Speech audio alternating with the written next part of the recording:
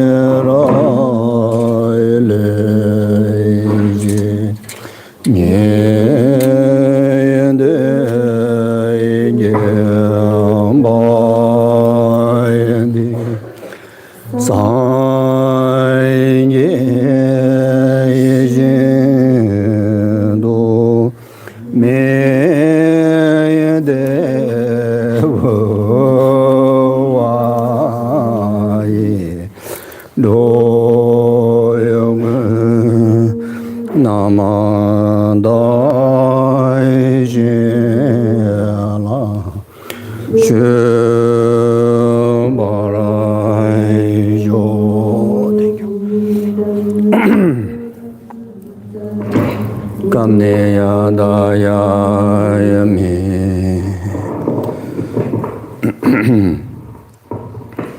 Yeah.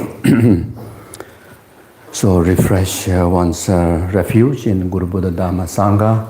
And those of you who have not taken refuge in Buddha Dhamma Sangha, then whatever,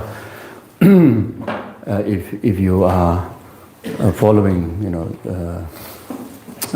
certain religious tradition, then whether it's a Hindu or Christian or whatever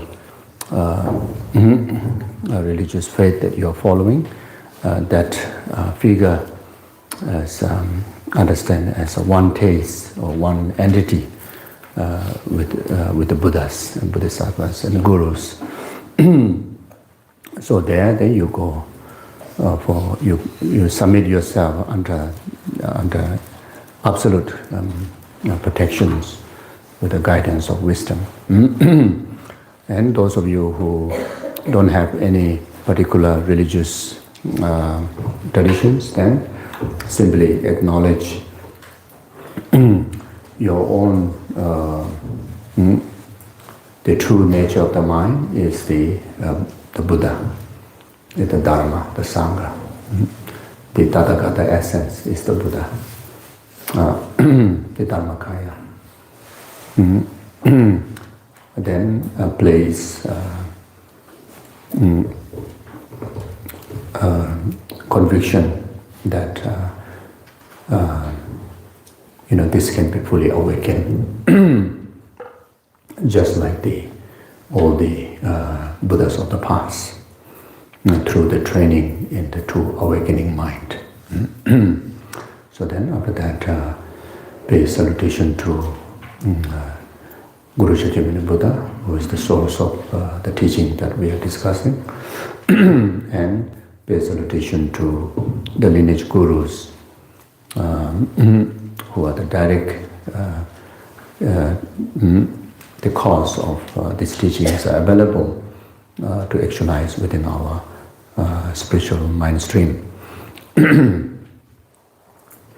Sanje Jedan Zoji Jonamala Janju Badu Dani Jazonje Daji Jeje Jebe Zonamai Dola Benje Zanje Rubarai Jo Zanje Jedan Zoji Jonamala Janju Badu Dani Jazon Daji Jeje Jebe Zonamai Dola Benje Zanje Rubarai Jo Zanje Jedan Zoji Jonamala Janju Badu Dani Jazon Daji Jeje Jebe Zonamagi Dola Benje Zanje Rubarai Jo. Yeah, and also on the basis of the refuge and generate altruistic motivation, dedicating entire one's existence, in particular this whole life, this very time, this very session, to be most beneficial in the service of numberless sentient beings, temporary happiness, after the ultimate happiness of enlightenment. Kangi Duzene Zone, Dawadam Jembambe Jer, Dambejine, Duenze, Kodam de la Chance, Tony Nijason Jubelama, Zeje, Zejo, Kanji, Tende, Chana, Bemo, Tenzin Jaso, Soa, Debso, Da Yu, Jinye.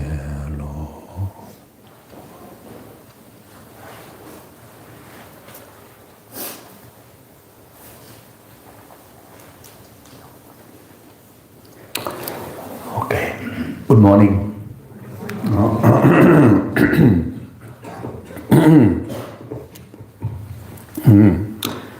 Yeah, so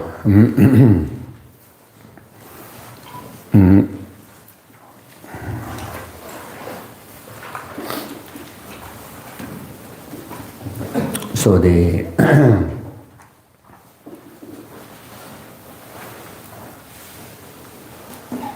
so training of the mind.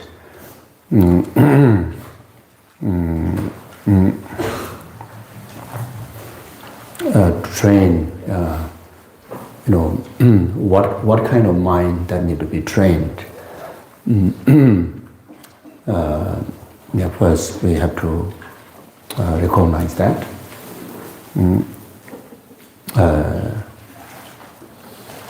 The fundamental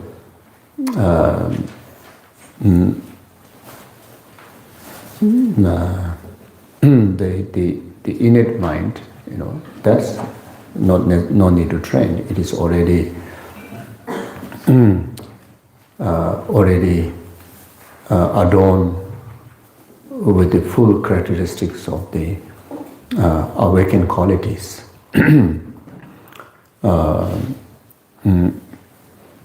The clear light mind, that's what it's talking about. That is the main base of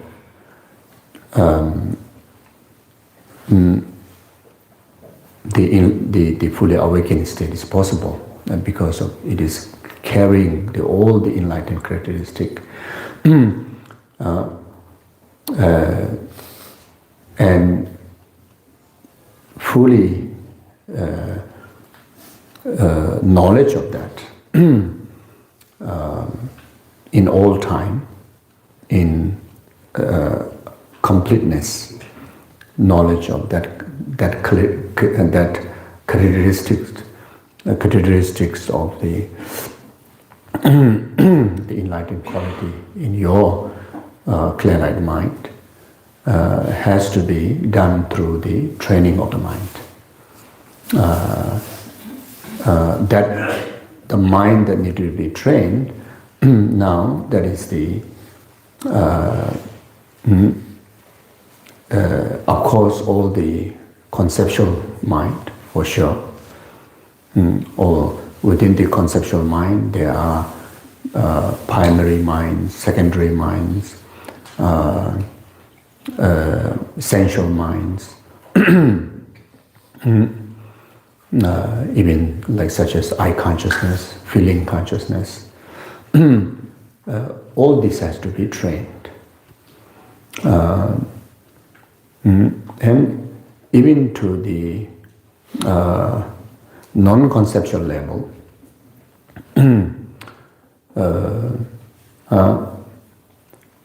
the limitations of the, we've been mentioning this word, innate ignorant.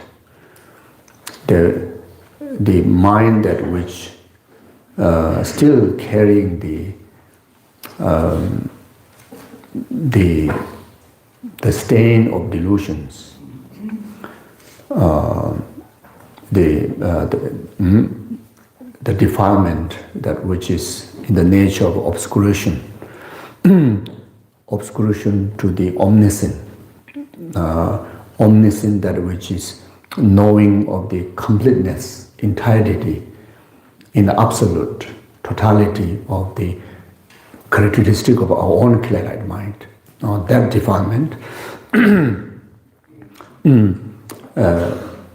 it is not conceptual mind, but it is mind. It is consciousness. That too has to be trained. Okay, so now you see, so which mind that no need to train? What are the mind that we need to train? So now the way of training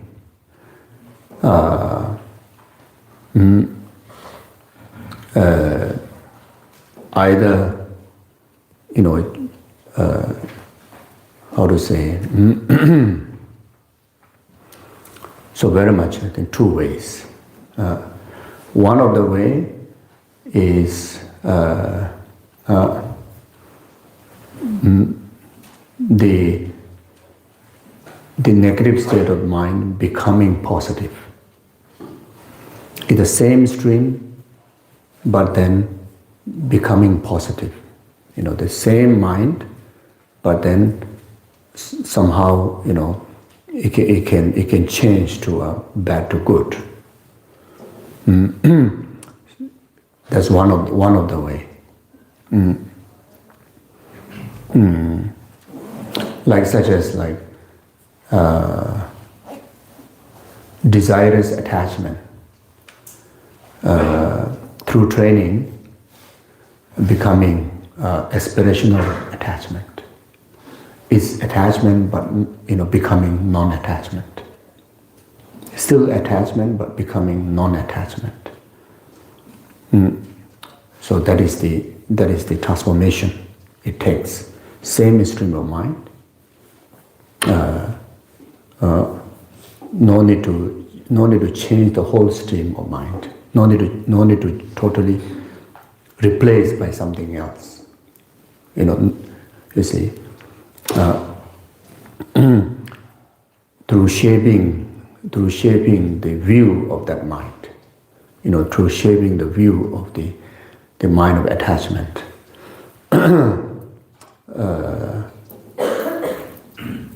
to make it something beneficial. Makes sense? This is very, very important. So there are many different minds can be transformed like that. We need to examine what are those minds can be transformed like that. We can still have attachment, but it's not attachment.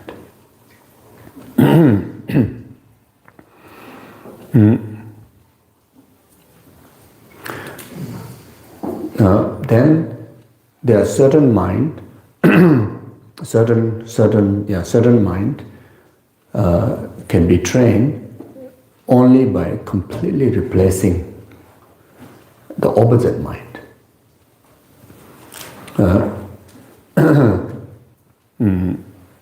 Like such as ignorant,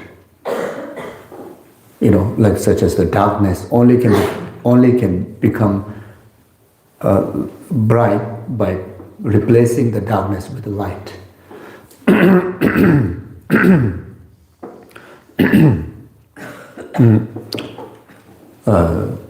Only by the ignorant of egoistic grasping only can be trained or transformed by realizing the opposite, complete opposite mind, which is wisdom of selfless, wisdom of emptiness.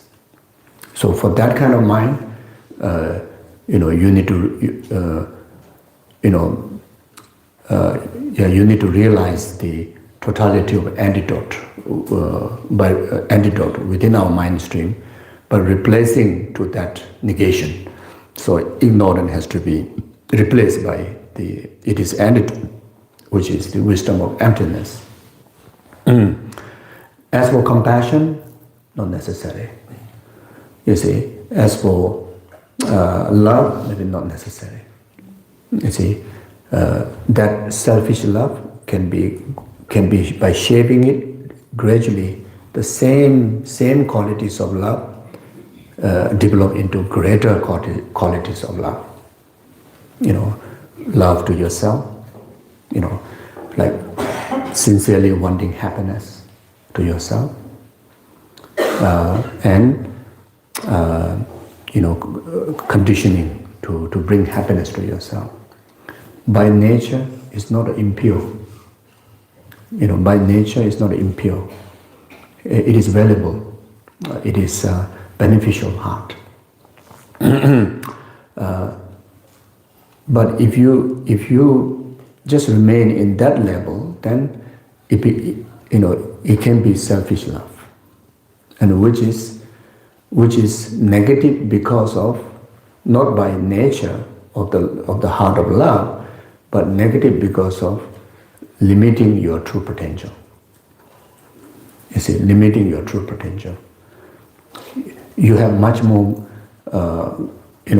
greater thing to get the benefit out of, this heart of love, but you are just because of loving alone yourself alone, that limits many benefits even to yourself. Because here the heart of love is wanting happiness to yourself, isn't it? You want to create causes of happiness to yourself. Actually, you have a much more greater gathering of causes for your greater happiness to yourself, and you are limiting it because of you only love yourself. I only love myself. You see? So now, educating that mind, same quality of mind, same definition, same characteristic, just spending it is paramita. It is filled, to your parents and to your friends, then gradually in the rest of the numberless sentient beings. You see, but as far as concerned with the ignorant, whether it's ignorant that you expand to other or ignorant expand to one object, it is still darkness. And as some more you expand the ignorant, it will become worse. If you expand the darkness, it will become worse. You see.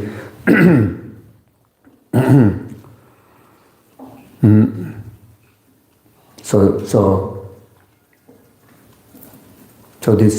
we have to, categorize, what are the minds that can be transformed using the first technique, and what are the minds that can use transformed by the second kind of techniques, So therefore,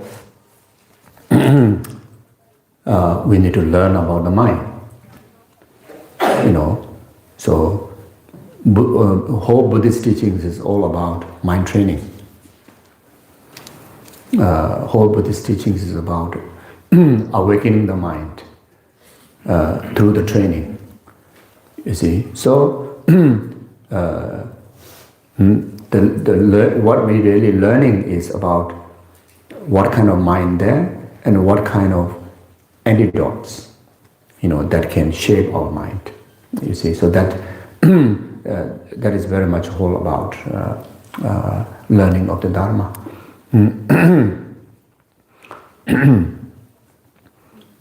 So there, you start with learning the 51 mental factor. First you learn about virtuous mind, non-virtuous mind, neutral mind, then go more detail. So even in the virtue, the certain virtuous minds are by nature is virtue. But then through circumstances it can turn to be negative. Certain minds are, certain virtuous minds are by nature is non-virtue or neutral, but then through circumstances like shaping the motivation can turn to a virtue. So there are a lot to learn like that. So now, first we need to have a conviction that our mind can be, really can be trained.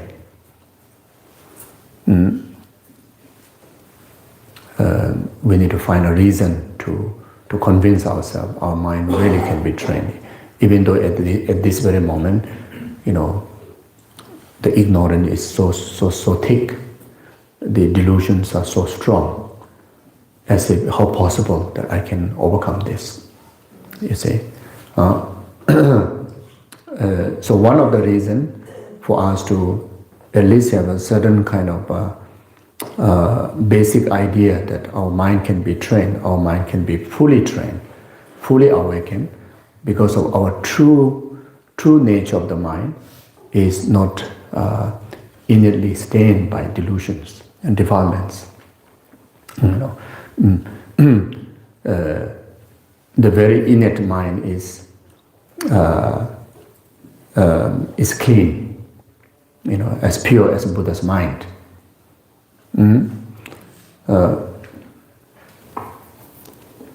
Not only relative, not only ultimate level, but even the relative level, our true nature of the mind is pure, is something beneficial. So therefore, by learning the Tathagata essence, having Tathagata essence, we can gain conviction that my mind can be fully trained. I can be Buddha definitely. You see, so the Tathagata essence has two aspects. one is the relative aspect, another one is the ultimate aspect. So the ultimate aspect of the Tathagata essence serve as a potential to realize wisdom or emptiness, and that wisdom will serve as a potential. That wisdom will serve as a cause to actualize Buddha's wisdom body. The relative Tathagata essence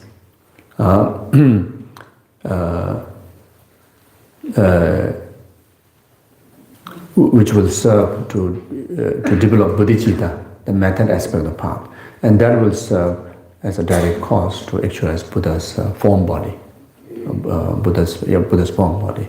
So now, what is the relative Tathagata essence within us? What is the relative Tathagata essence within us? What is the relative Buddha nature within us? That moist heart, that emotional heart, that sensitivity. That sensitivity. I think yesterday in the text also mentioned briefly. That sensitivity. The sensitivity of someone express love to you, you feel good. That sensitivity. When you see someone suffering, your heart aches. That sensitivity. The very, very potential that these emotions are expressed, that sensitivity is the relative Tathagata essence. And that is we can call as the moist heart. Very fatal. It can develop great love from out of that. It will develop even the sincere loving heart to yourself develop from there. Then the great love, loving heart to other sentient beings' well-being also develop from there. The compassion towards your own well-being develop from there. And the great compassion also develop from there. You see, and this is sameness to all the sentient beings. No question about we human being. You can see clearly, even the animals. There's innocent, natural expressions of care for their. Even the tiger, which only harm others animal, but they have this caring nature to their cubs. Where this coming from? From their relative Tathagata essence. And that serves the potential. Even that tiger eventually develop bodhicitta and eventually become Buddha. So so therefore the being very emotional is not a bad thing. Each time you see I'm so emotional, you understand. Instead of that emotion disturb you, it's it become a reminder that I have Tathagata essence. I have the potential of developing this heart, into most valuable heart of the enlightened one, bodhicitta or great compassion. Just if you see from that angle, that very sensitive emotion is not a problem. It will not become problem. It become kind of like educational reminder. You see, so because of we carry this two aspect of Tathagata essence, entire our emotional mind, conscious mind, conceptual mind can be transformed. Can be transformed. So by transforming them, then you reach to fully awakening state of knowing. Entirety of your knowing is only qualities, and clear in absolute way. and that is that's no different than the Buddha's wisdom, isn't it? And then you claim yourself as a fully enlightened, so that, okay, so we have a lot to go, so we better stick with the text.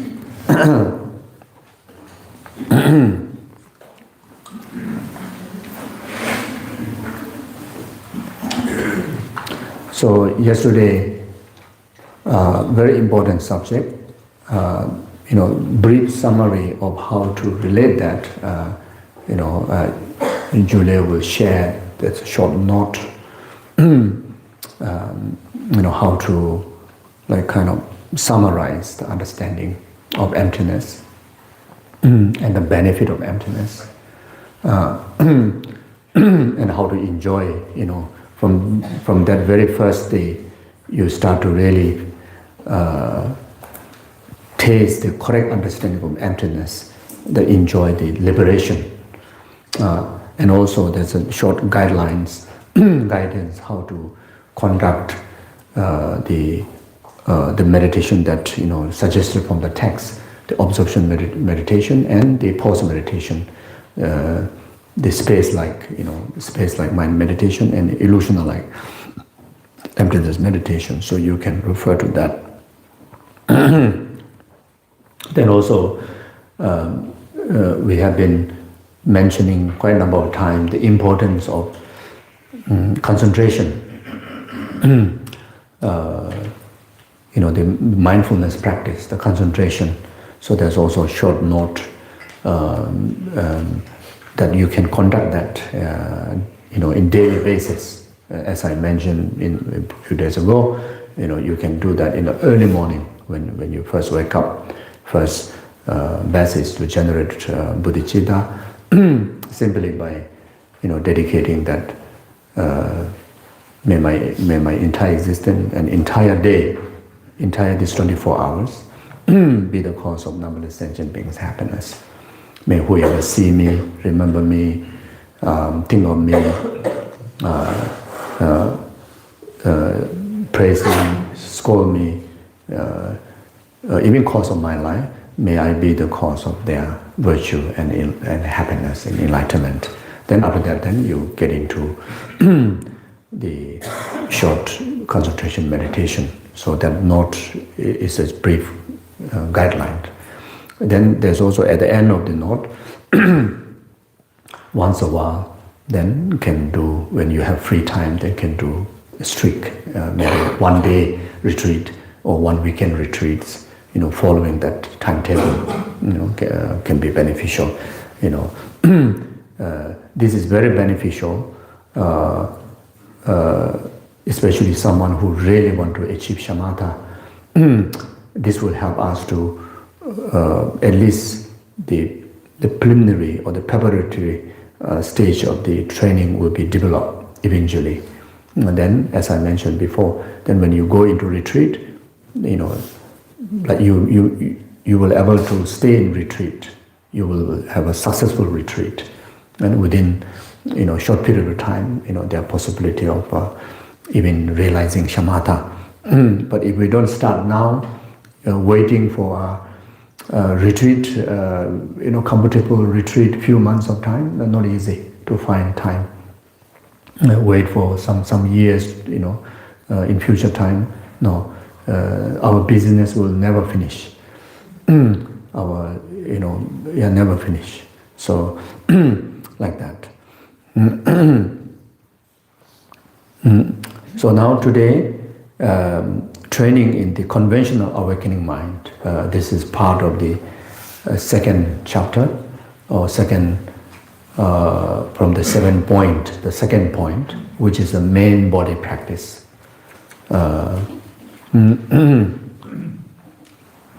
You see, there are two kind of practitioners, So this you need to check within yourself. Some individual, they prefer and they feel easier to train in ultimate bodhicitta first.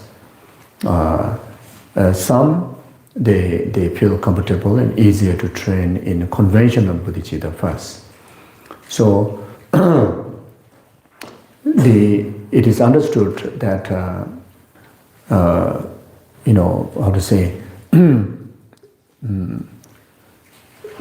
these practitioners are categorized into two kinds. One is like the smarter one, and another one is a bit slower one.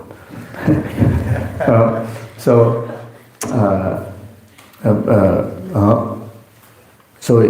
someone want to choose want to train in the ultimate bodhicitta first, understood as the, what do you think? Smarter one, right? So this text, I think, taught based on the student who are smarter, first taught the ultimate bodhicitta. So very, very auspicious. Yeah. So that's what. This is in relation to the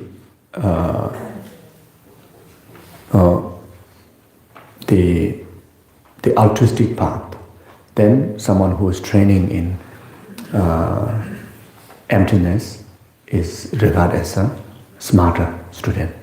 But in general understanding, the one who trained in Bodhisattva's path before is smarter than someone who trained in the wisdom of emptiness, because wisdom of emptiness is the key learning to the individual who pursue nirvana peace, who most likely not courage enough to pursue enlightenment for the benefit of all sentient beings, because there's no strength of bodhicitta, so they rather pursue self-liberation.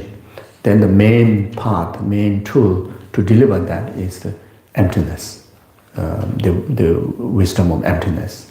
You see, so therefore the student comparing between the student of self-liberation and student of Bodhisattva path, the student of Bodhisattva path understood as a smarter one. Yeah, but for the altruistic wisdom, the emptiness on the basis of bodhicitta and training in bodhicitta, then who train in emptiness is smarter. So like that. So anyway,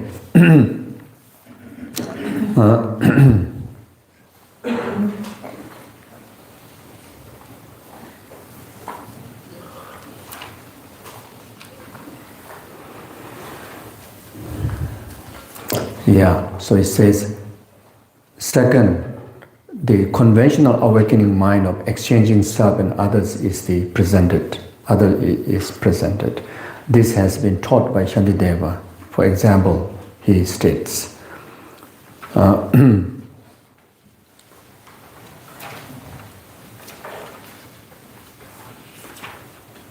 so this this training is, the ultimate goal is to develop bodhicitta. So there are two techniques to develop bodhicitta. One is 7 cause and effect. Then another one is self-exchanging with others. And it is understood that self-exchanging with others is harder. In particularly, we have briefly, read at the beginning of this text, the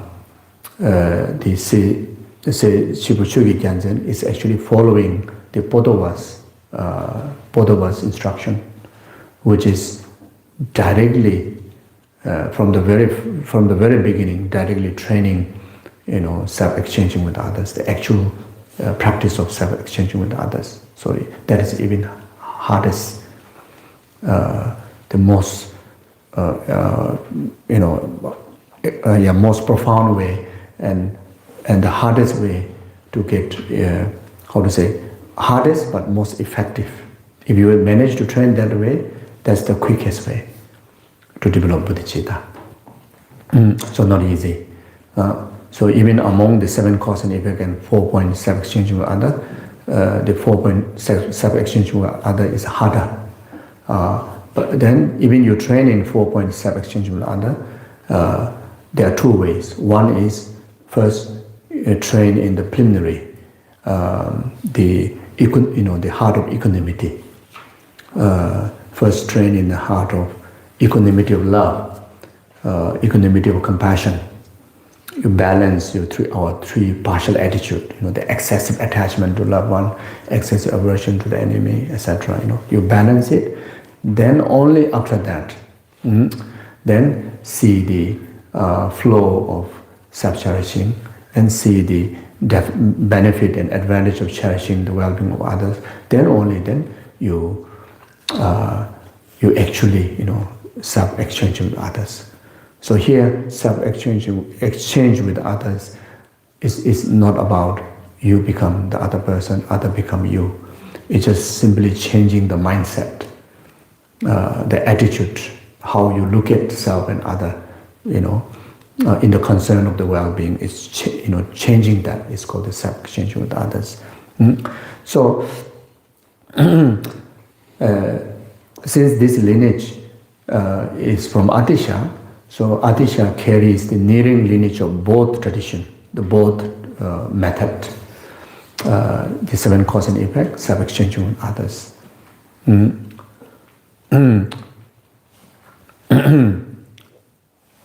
So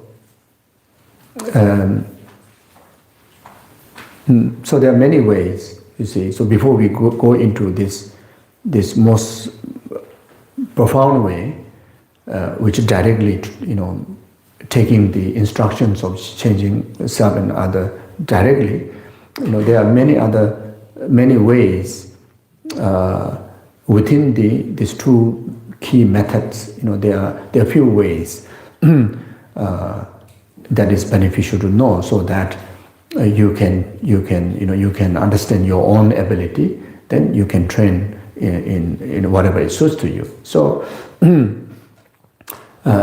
So the general way is, first, it's important to neutralize the three partial attitude. So this is the clear instruction that you can see in Lamrim.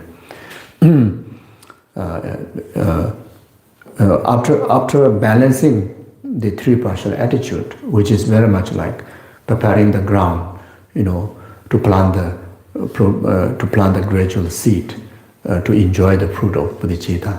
You see. So then after that, then you train in the 7 cause and effect. The first point is recognizing all sentient beings as your mother. But of course, before you do that, first of all, we need to recognize our present life's mother's importance in your life. That closeness, that seeing her, the heart of everything, that seeing her, in relation to the precious human rebirth. The mother is the key factor.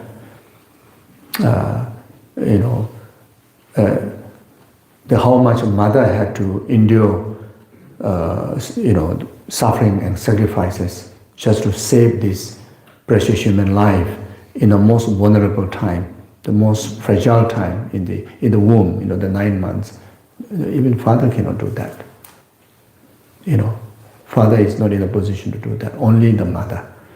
You see, okay, let's say for us, just to be in Bodh Gaya, because of mother have saved our life in those very, very fragile, very, very vulnerable time. That's why we have this strong body now. We are at Bodh Gaya. Yeah, we mentioned this before, how fortunate. And that is one reason you can regard that my life is fulfilled. Having human life is fulfilled. Meeting the Dharma is fulfilled because I arrive in Bodh Gaya. I'm in Bodh Gaya. You see.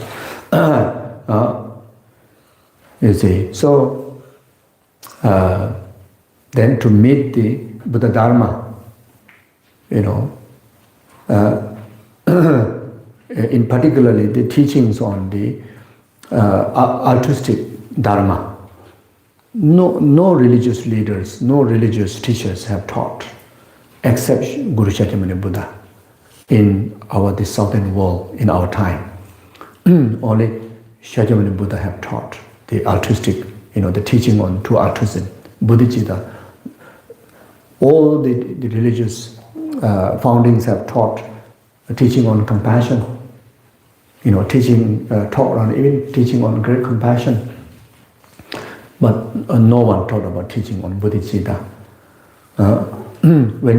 When anyone talk about teaching on bodhicitta, you need to talk about enlightenment, Buddhahood. No one talk about Buddhahood. No religious lineages, mention about Buddhahood.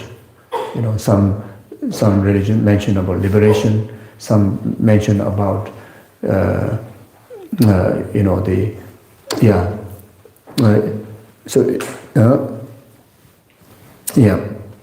So even in Buddhist teaching, not all mention about the teachings of enlightenment, teachings on bodhicitta, you see. So our position here, we met the teachings on true altruism. Can you imagine? This is possible because of we have this precious human life.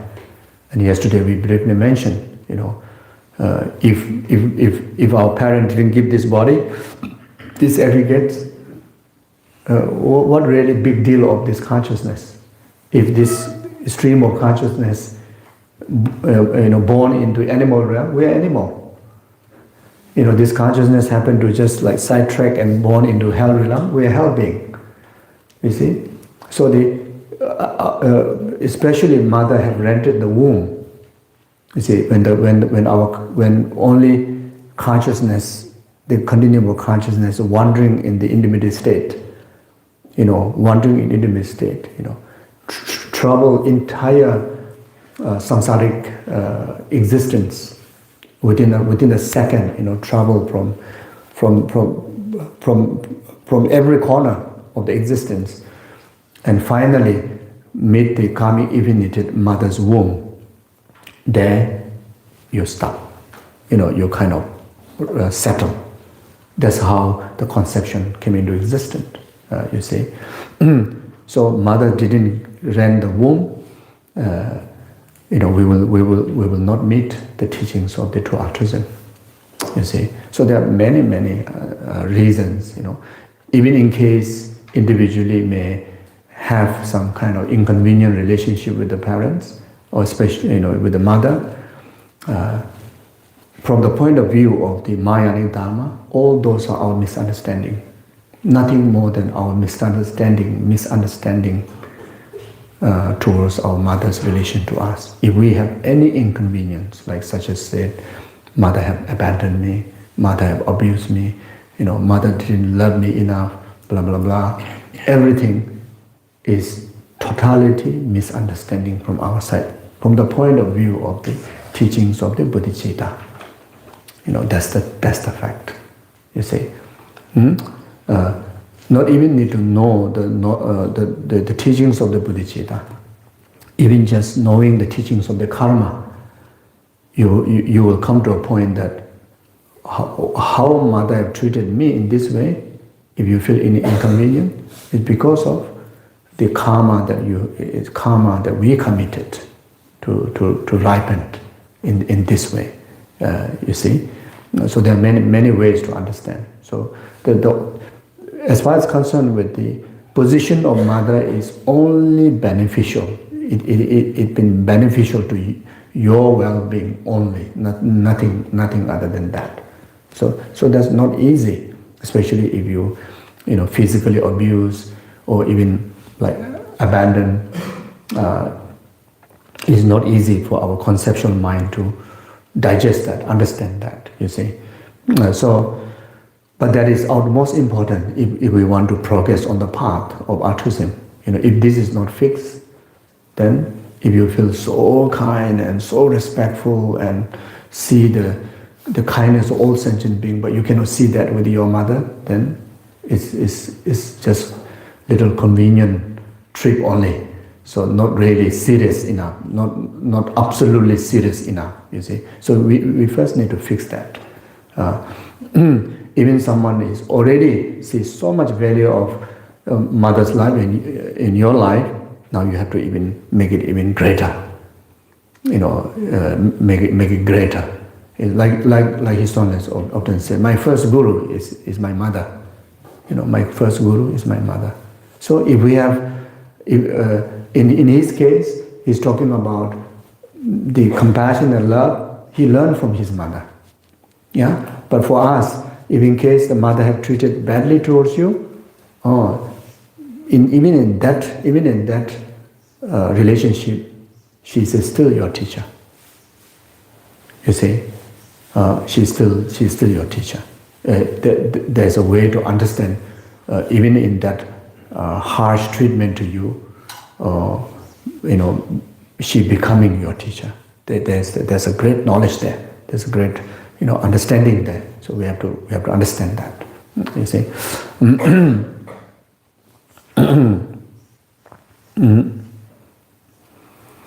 Yeah. So.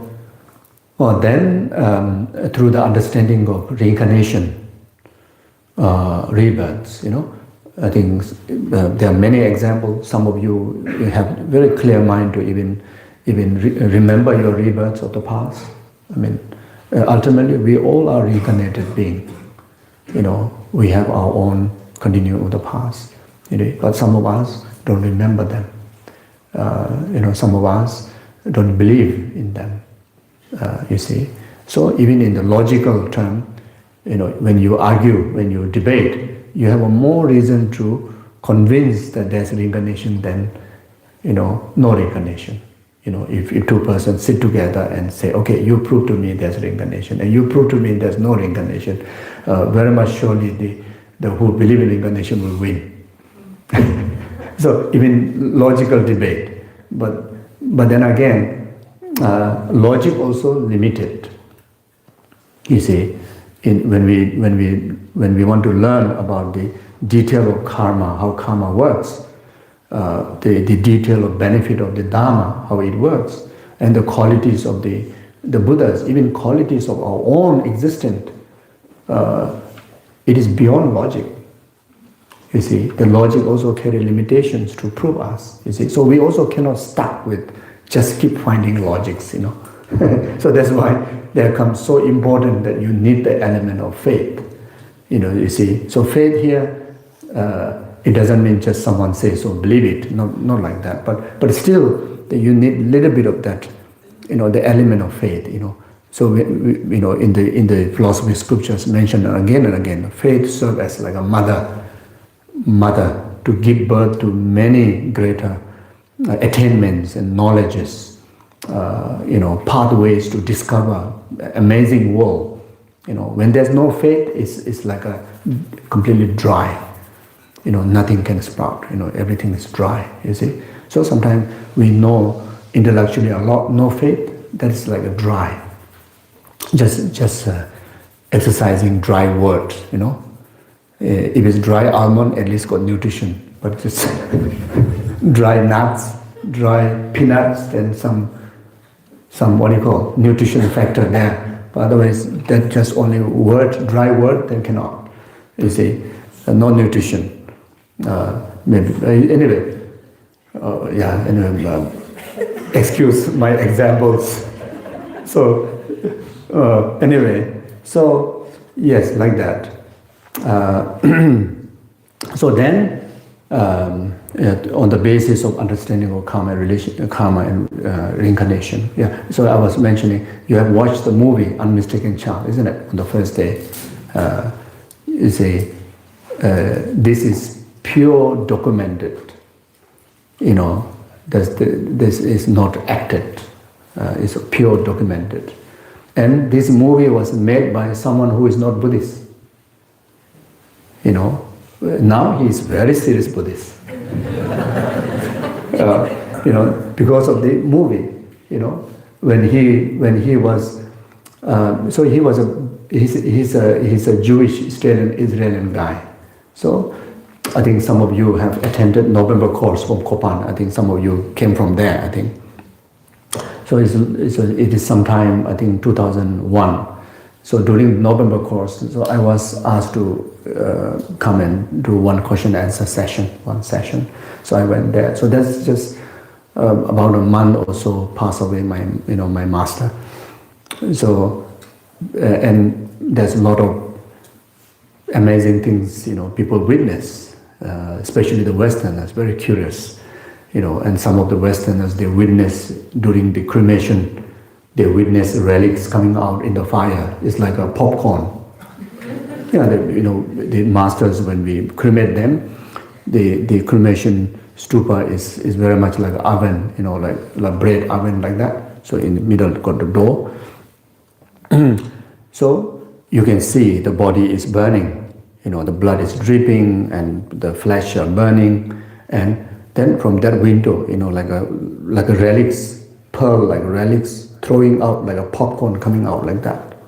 So nobody expected relics from the Lama, because Lama was so humble, lived so ordinary.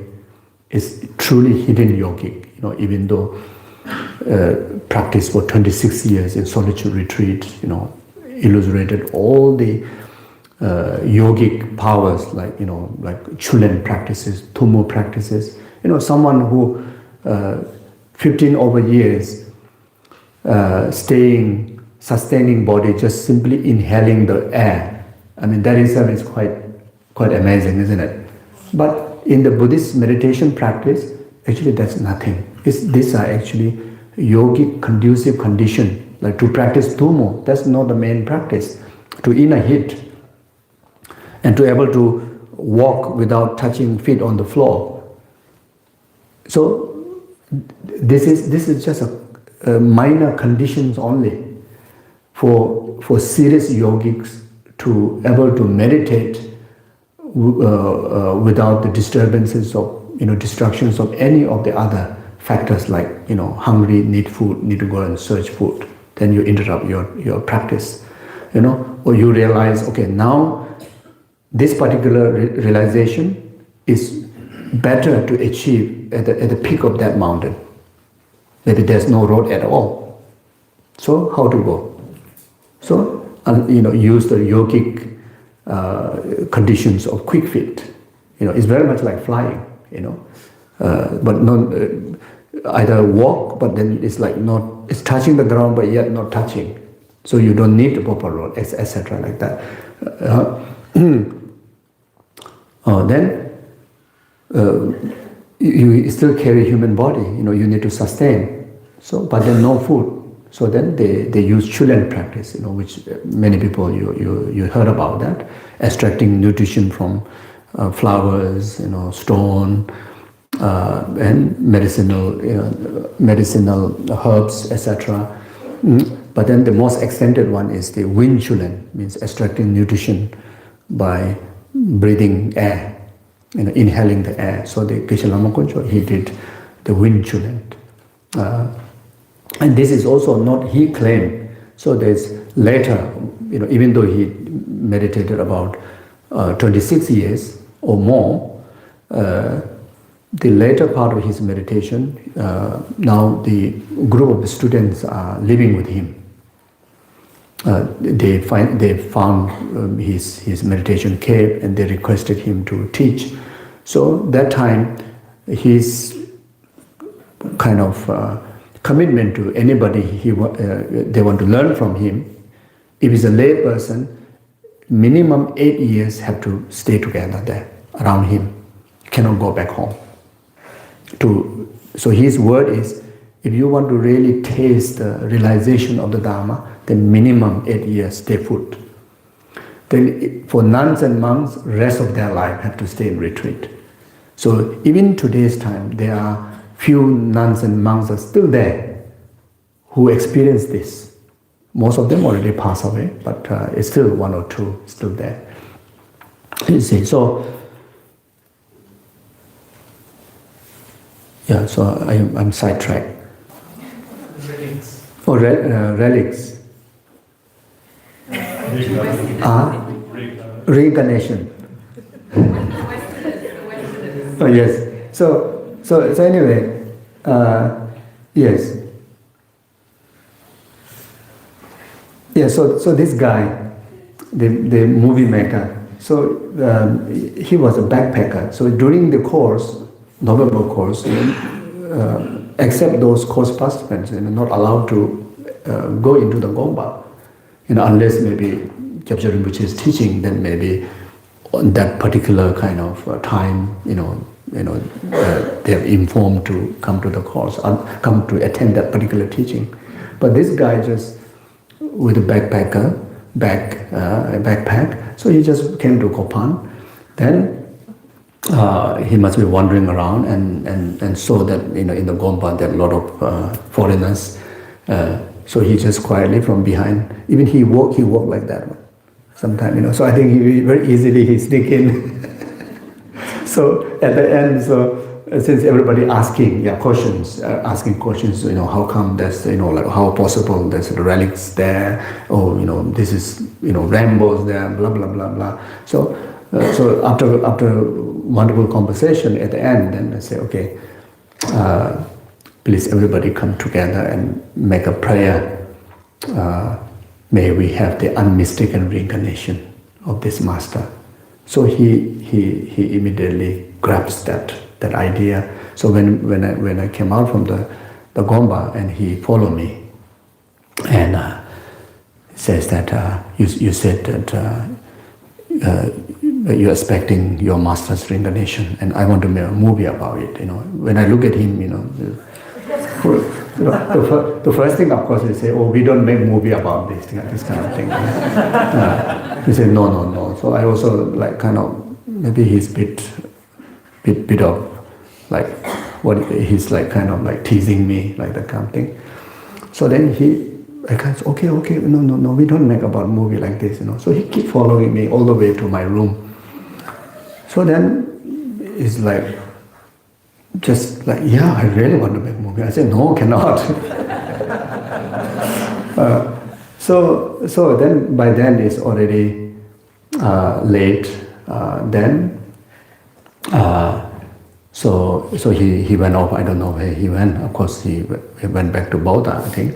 Then second day, from early morning he came up, and he keeps saying the same thing. So and I was quite busy, the building the stupa. So there's many statues I need to fill. So I was busy. So I feel a bit annoyed. I say, don't you see that I have so much work? So I say, unless you want to help, but otherwise I say, yeah, this is not possible. We don't do like that. So he gives so many reasons. So I'm almost like not listening to him. So he gave up on me. He went off. Next day he came back. So about 1 week he keep coming back. So then after that, I think his return ticket is there. So he went back. Then about a month later he came back. He flew back. Then he says, you don't have to do anything. You don't have to do anything. Just I follow you. I said, oh no. That sounds even worse. So then, so after that, so he was like so pushy. Then I says, the thing is why we cannot make movie. First thing is we have no tradition of making movie like that, and second thing is we don't know whether there is reincarnation or not. So how are you going to make a movie? Something is like, you people need some kind of script. So then, or maybe we may find reincarnation tomorrow, huh? So you have no story. Or maybe 20 years later, 40 years later, maybe 50 years later, we may discover the reincarnation. Then how? You say, doesn't matter. Yeah, I don't believe in reincarnation. Some more he said like that. He said, I don't believe in reincarnation, but I read some books and I have curiosity about it. If I see the reincarnation through my own eye, and I will do that as long as it takes. So even it takes 20 years, 30 years, I will be committed. It sounds like, wow. Then he said, if I see reincarnation through my eye, I will submit myself. I think he said he and his wife or something like that, submit. So that's what I remembered. Then after that, wow, that's very serious, So So then after that, I have to say okay. So then he even moved. He give up all his comfort, his job. He and his wife and has a little girl, small baby. Moved to India because that time I was still studying in Sarah. So just to follow whatever I do, he moved. I think he stayed about 3 years, if I remember correctly. I can't remember, but and he followed everywhere.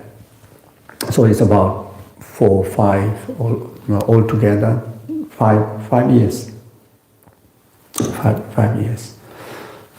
Then the day that we found the reincarnation, His Holiness ordained him in Amarvadi during the Kalachakra initiation. The same day, both husband and wife took refuge. He was converted. So he is the one, in fact, who saw 100 over 100% of what went through. So what you see in the unmistaken child is just a small fracture. All the rituals are not shown there. All the massive about relics have not shown there. So this is this very much edited through the eyes of someone who is not sure about reincarnation. Is not for Buddhists who already believe in reincarnation. And also didn't really make a lot of commentary. I think they are movie makers, so they know exactly what to do. So it's kind of introduce you to the world of reincarnation, and at least make you ask questions, to do more research. So, okay, now why I'm sharing this also? I want you to talk about faith. Faith, okay. Dry on. Okay, yes. Yeah, I still cannot put together. 7 point. Oh, yes. About recognizing all sentient beings as your mother. So that's the thing. That's the thing. So if we know there's existence of reincarnation, then it start to make sense. There's a relationship with rest of the others, especially once you start to understand the reincarnation, the way the way the logic and reasoning and the facts that provided from Buddhist perspective, Buddha's perspective, then the reincarnation is limitless. Because even in other religion, they believe in reincarnation, but they believe reincarnation one life only before than this, or maybe 5 lives, 7 lives, or 1 life before this and 1 life after. That's it. But for Buddhism, the Buddhist understanding, so Buddha's omniscient understanding, he saw the reincarnation has a limitless at the beginning, and also can go limitless in the future. You see, the continuum is ever existent. You see, even after we become Buddha, Buddha we call emanation, bit of like polite way, but it's still reincarnation.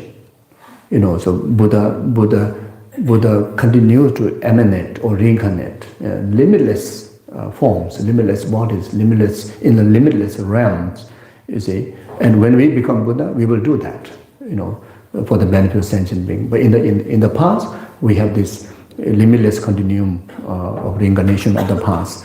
So each time, of course there are many different births, womb birth, warm birth, a miracle birth, egg, born from egg, etc. So each time that we need to be born from the womb, and numberless times we are born from the womb, and we need to rely on mother, isn't it? Yeah. If we want to be born from the womb, then we need to rely on mother. So you see, so the womb birth are also numberless. So each each sentient being also play the role of being your mother. If not play a role many times, is not enough. The number of rebirth we have taken is not enough. The number of sentient beings. So the sentient being has to repeat many times to be your mother. You see, so each time they have been your mother, they have done the similar kindness like our present life mother did to us. Maybe not necessarily as a precious human rebirth, but at least have protected that particular life. You see, so this is something. So first recognize the mother, then remember the kindness of the mother, then repay the kindness. The way to repay the kindness, then the following practices: repay the kindness through the heart and practice of love. Repay the kindness through the heart of the practice of compassion. You see, then after that, then we call this karsa laksam karsore. The not yet. Not yet there. So laksam is the number 6 called laksam. Uncontrite decision? Uncontrite decision. Uncontrite decision? Okay. Uncontrite decision, like, means by myself alone, going to liberate entire mother sentient being from oceans of samsara suffering, its causes and karma, and abide them into from temporary happiness up to the ultimate happiness, enlightenment, by myself alone. I'm not going to wait for anybody to help me to do that. That kind of uncontrite decision. Uncontrite decision. So then bodhicitta is born like that. So this is one of the way of training. Now the second way of training is neutralize the heart with neutralize, as mentioned before, the 3 partial attitude. Then the 4-point self-exchanging with others. Train from there. And then bodhicitta arrive. Bodhicitta actualize. The third way of training is first train from the 7 cause and effect. Then on the number. So there are 2 ways. One is after you develop the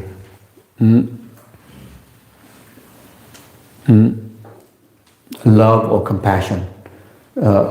So it's a develop certain degree of love and compassion after training from the 7 cause and effect. Then you move to train in the 4-point self-exchanging with others. Then when you come to the 4th point, then go back to from the 7-point training, grab the number 6, then bodhicitta is born. That's one of the way. The another way is do the same thing, then supplement by tonglen practice, the practice of taking and giving. So then bodhicitta is born. Or even when you are training from the 7 cause and effect, the straight way, after you develop the number 6, bodhicitta is not still realizing, then supplement by tonglen practice. Supplement by tonglen practice. By practicing tonglen, if there's any obstacle of a purification, the obstacle is because of because of purification is needed, then the tonglen practice will help to effectively purify those obstacles. If it is due to lacking of merit, then the tonglen will effectively help us to accumulate merit. Then bodhicitta is developed. So so if you are training directly from the 4-point exchanging, again after you have done the 4th point, actually exchanging with self with other, and bodhicitta is still not arrived in your heart, then again supplemented by the practice of tonglen. Practice of tonglen. and will serve the same benefit as mentioned before, and bodhicitta is arrived. So they are, like Lama Tsongkhapa understood that he combined these two methods together. First train in 7 cause and effect, then combined with the 4-point self-exchanging plus supplemented by Tonglen practice, then bodhicitta is born. So once you know these varieties, then you check yourself which one you feel more comfortable, like that. So it is saying that the first point, recognizing all sentient being as your mother is the hardest, the most difficult to realize. Once this is done, then they say all the remaining training just comes naturally, very fast. If this is not done, then how many times, how much you train the stages will be very hard to get success in the practice like that. Okay, I think we need to stop for the break. Yeah, so half an hour. Thank you.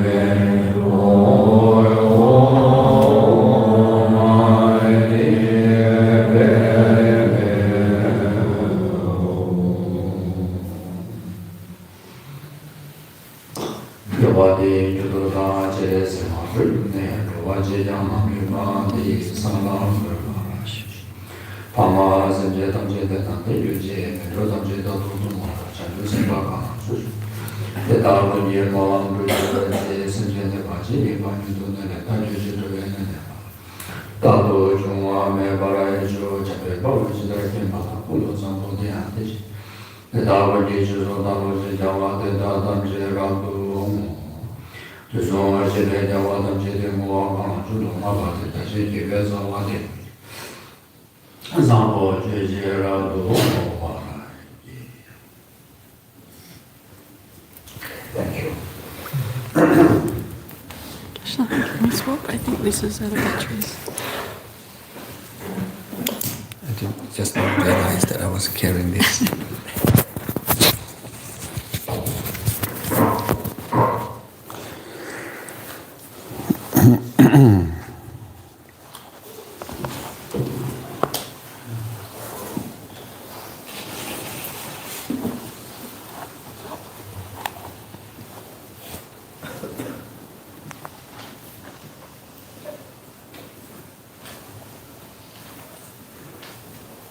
Okay.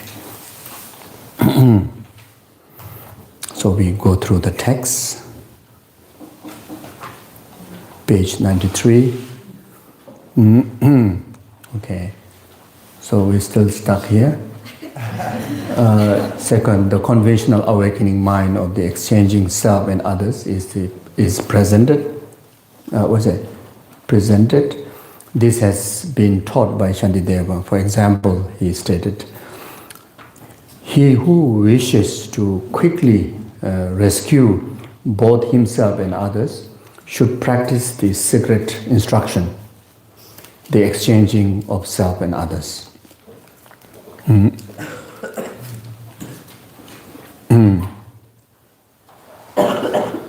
No doubt, want to help ourselves, want to make sure that we are always happy, always protected.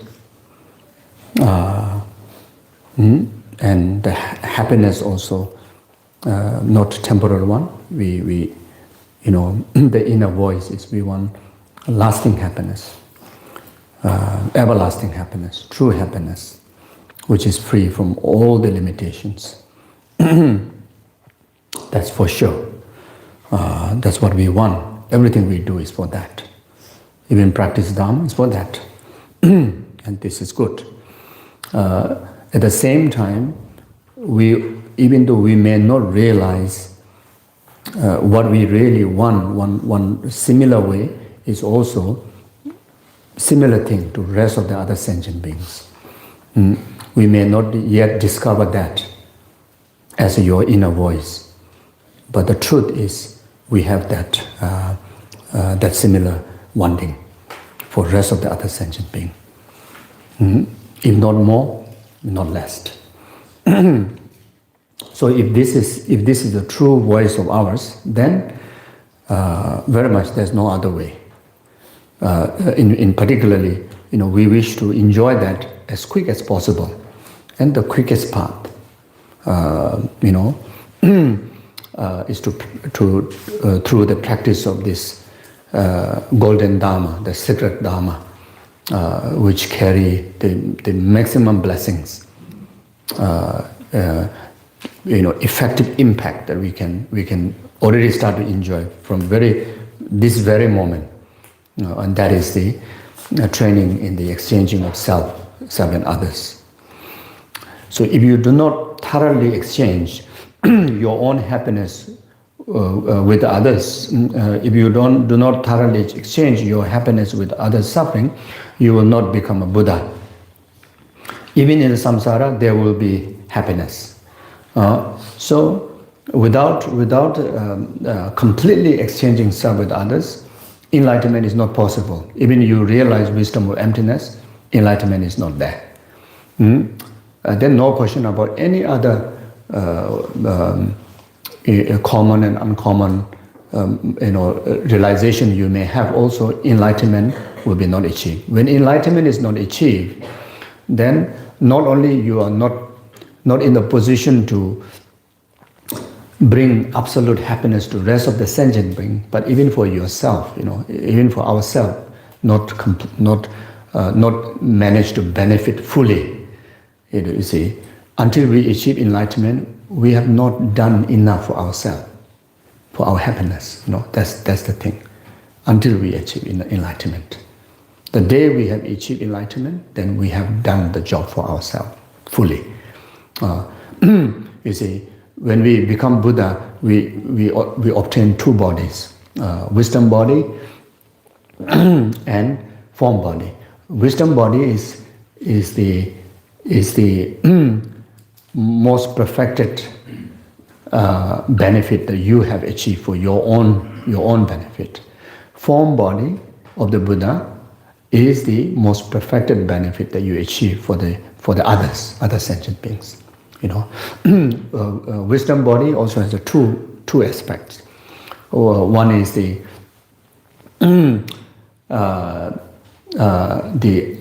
ultimate, the Dharmakaya nature of the omniscient state.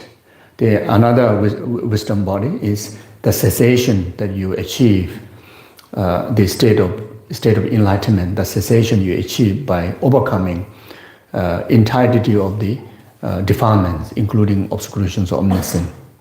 When you achieve that, that means you manage to overcome all the limitations within ourselves. You manage to adorn yourself with all the qualities. One of the highlight of the qualities is a state of absolute being in everlasting happiness. You see, so the two form body, the Sambhogakaya body and Nirmanakaya body, is the best tool that be among sentient beings to liberate sentient beings. So those are the ultimate benefit of sentient beings. So this able to do so, able to achieve when you exchange yourself with others completely, thoroughly, meaning that each time when you think of the well-being of a sentient being, you think the well-being of sentient being of the rest of the other sentient being before even remembering your own well-being. You are part of it, but the different from now. Now, first thing, at least for me, first thing I remember is I want to be happy. Then I want to bring happiness to others.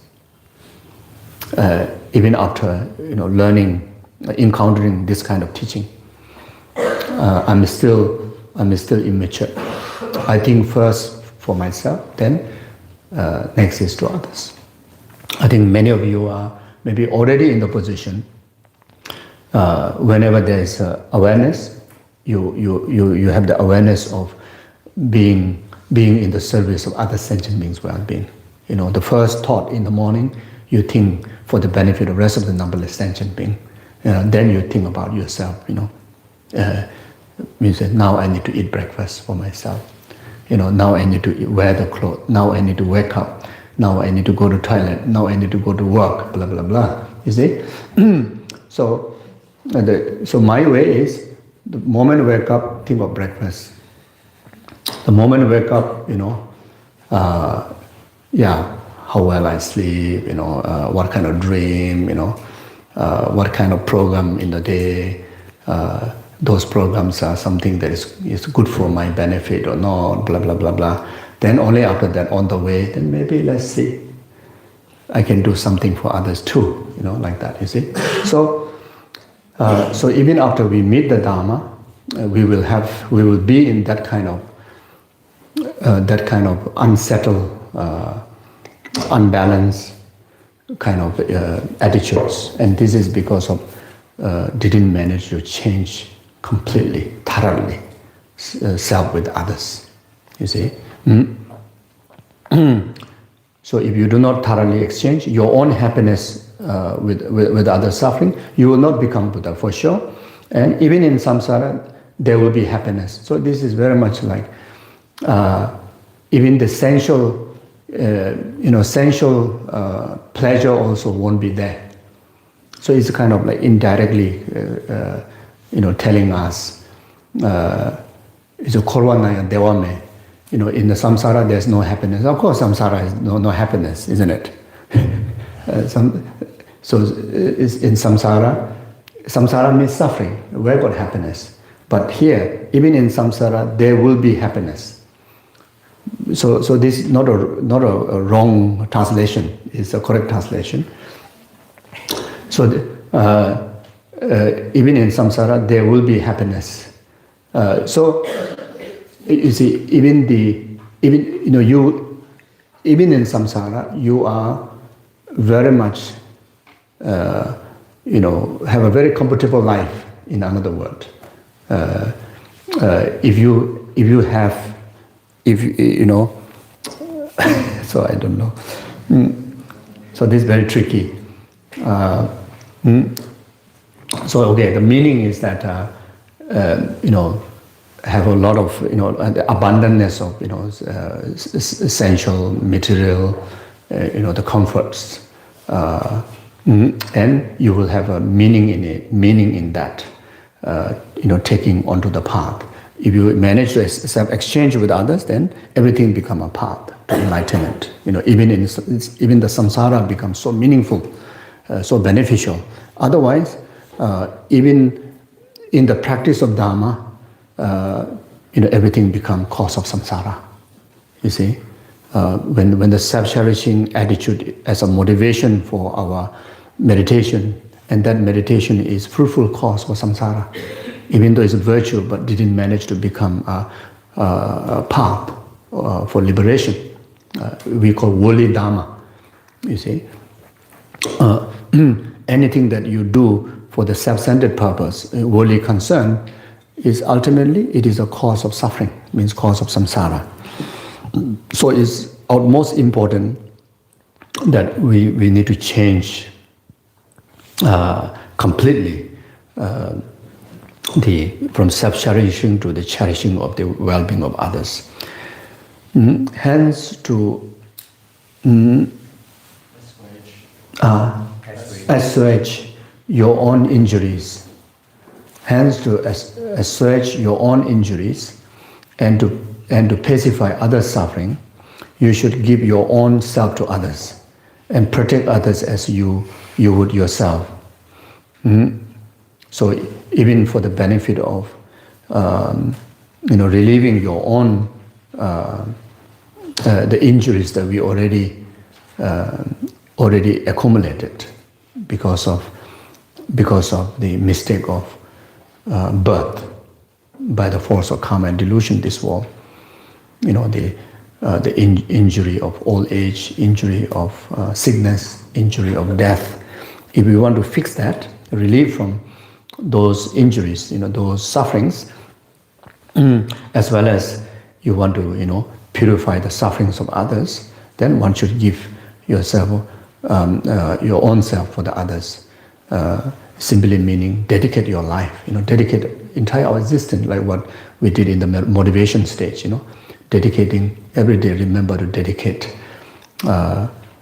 First thing when we wake up, we dedicate entire our existence in the service of numberless sentient beings' happiness.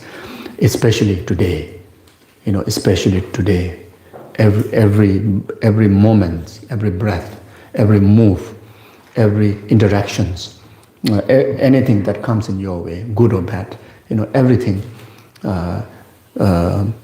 dedicated for the cause of alleviating suffering of others and abiding others in happiness and gathering the environment of happiness, peace and happiness of the world by oneself living in the very strict,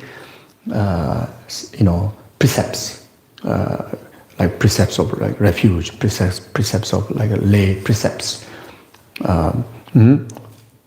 the vows like Bodhisattva vows, etc. like that. You see, so an example like his own less, the most obvious example, entire his life, you see, he's now already 91, 92, from since a little kid, no question about all the 14 reincarnations in human life dedicated in the service of others.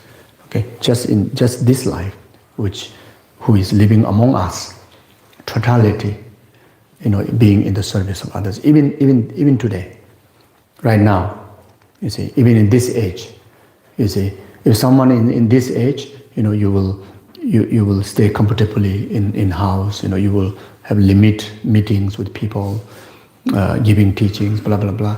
He's honest more than before. He's meeting people. I think in 1 week, about 1,200 people. I think he meets. Twice. I can't remember exactly. I think twice a week, isn't it? Like in Dharamsala. Now it's 5 days a week. 5 days a week. Then each time, I think there's about a few hundreds, 600-700 people. Can you imagine for us to meet people? Even people don't talk. Just to present yourself, you need a lot of energy. And response with uplifting energy. It's not easy. And some more, people express their inconvenience in life. All comes with the energy, with the heavy energy, comes right in front of you, face to face. It's not easy. Not easy. Very, very draining, tiring. He's on it, dedicate his whole time, that person to others like that, one by one, eye contact. And listen. Amazing, isn't it? Unbelievable, So it's not just a word, and also for us, it's not just a word words in the text. It is not something that people does like that many thousand years ago, It's similar like us who carry the same body, the aging body, having human emotion. But just because of the heart of dedicated your life in the service of others, managed to do that with so much joy. And he only says he do that because this is so good for his health also. If you just hide yourself, make it your life so small just for yourself, that's the way your health ruins. You'll be busy being in the service of others. That's I think where the health comes, mental health, physical health.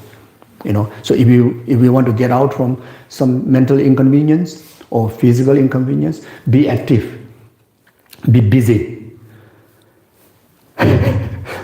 Be busy, be active, meeting people, listen to people, talk to people, travel, isn't it? So there's example like that. Kyabje Lama Sopa Rinpoche, like the Root Institute, where we are enjoying the Dharma event. At least I'm enjoying so much. Are you? Are you suffering? I'm torturing you. For me, I'm really, really enjoying from depth of my heart. Really, really, really, it's like so thankful, making my life so meaningful, and thanking each and every one of you, making it possible, especially Julia. She forced me to come here.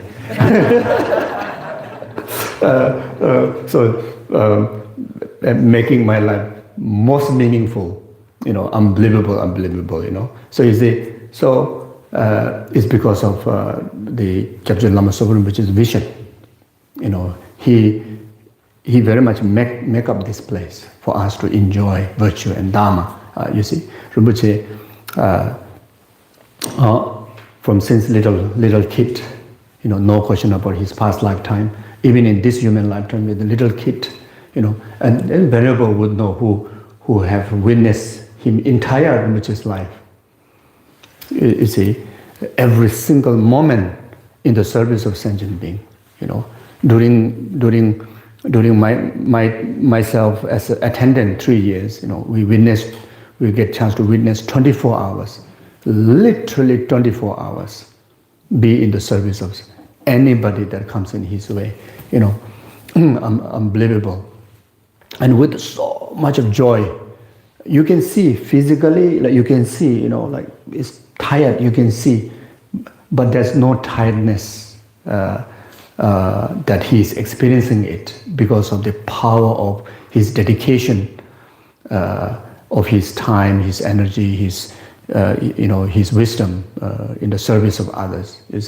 So sometimes he's awake, fully awake, but non-stop talking and listening, and it can be like 1 o'clock, maybe 3 o'clock in the morning, you know.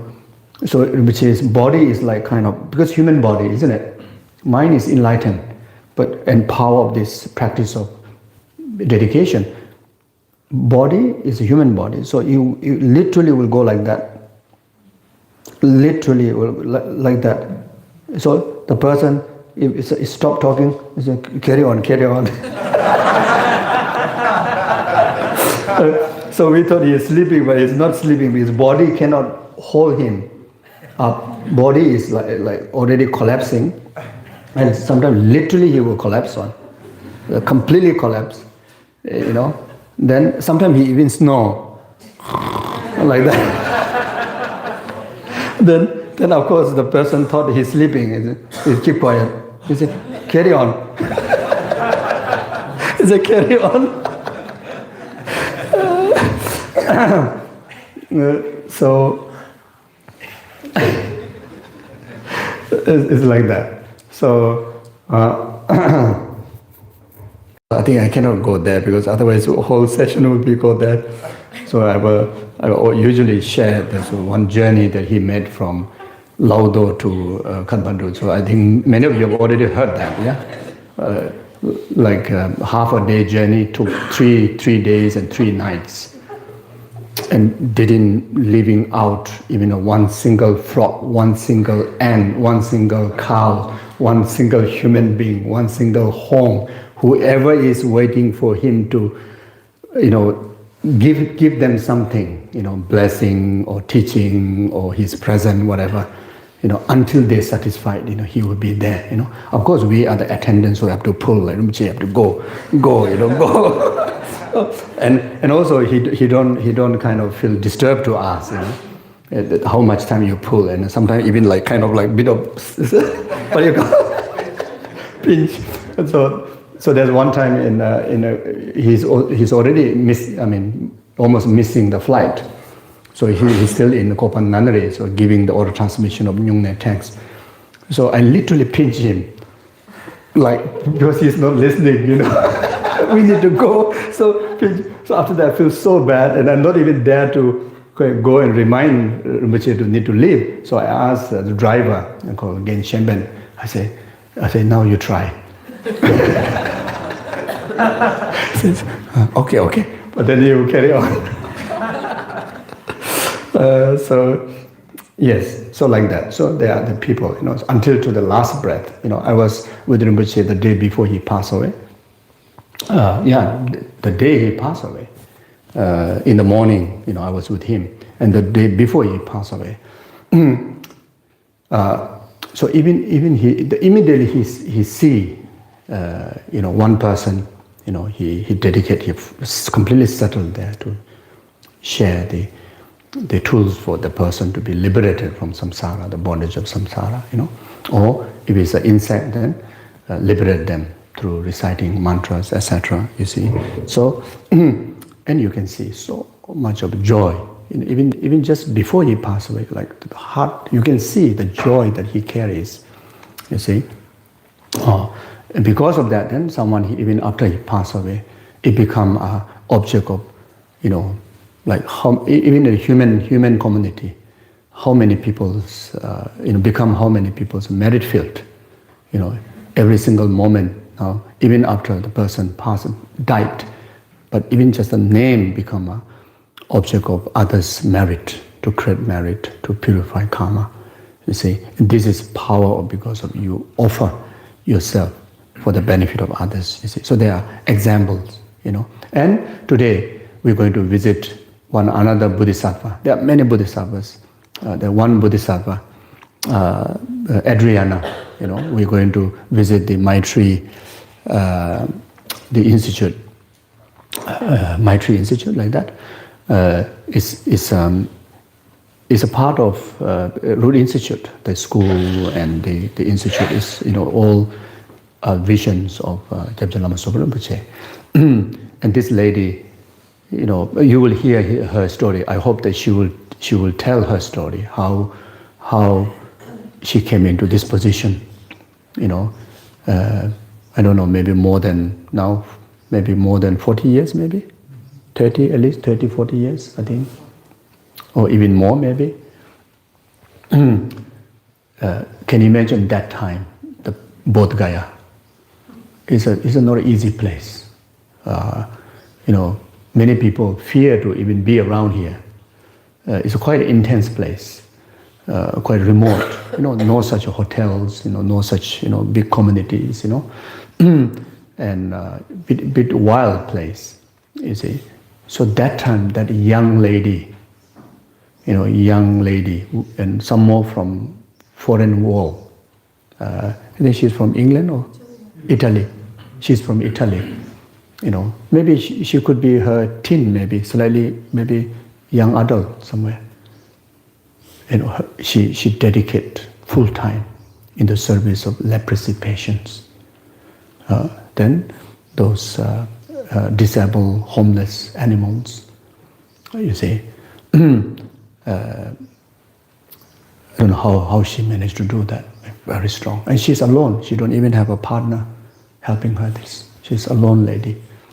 If it's not her, giving her life in the service of others, if she didn't completely change self-cherishing to the cherishing of other beings, if not because of bodhicitta, won't able to do that. There are many other examples possible, but someone we know, I know, since I'm little, I saw her. You see, and she's still today. Now she's quite old. I think also health. I think last few years, I think the health also not that good. I think I don't know, but she's quite old now, and she's still doing it. I think she's going to do until her last breath. Unbelievable example. Not just we're talking about these great lamas, yogics, but in people who live in the ordinary environment, an ordinary woman. That is a proof of bodhisattva, alive bodhisattva in living example in our time. You see, so today I think we're very fortunate for us to just see her and visit the way where she lived. And I think just to you will experience it just to hear the noise of dogs. See whether we can live there for 1 week. Maybe one day we should have a retreat in there. So anyway, so these trainings and this success in these trainings, these practices are real, and it is also not something won't able to do it. It's real, the real person example out there.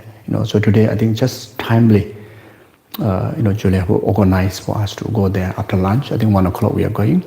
I think how much we talk, I think these are the real teaching, living teaching to us,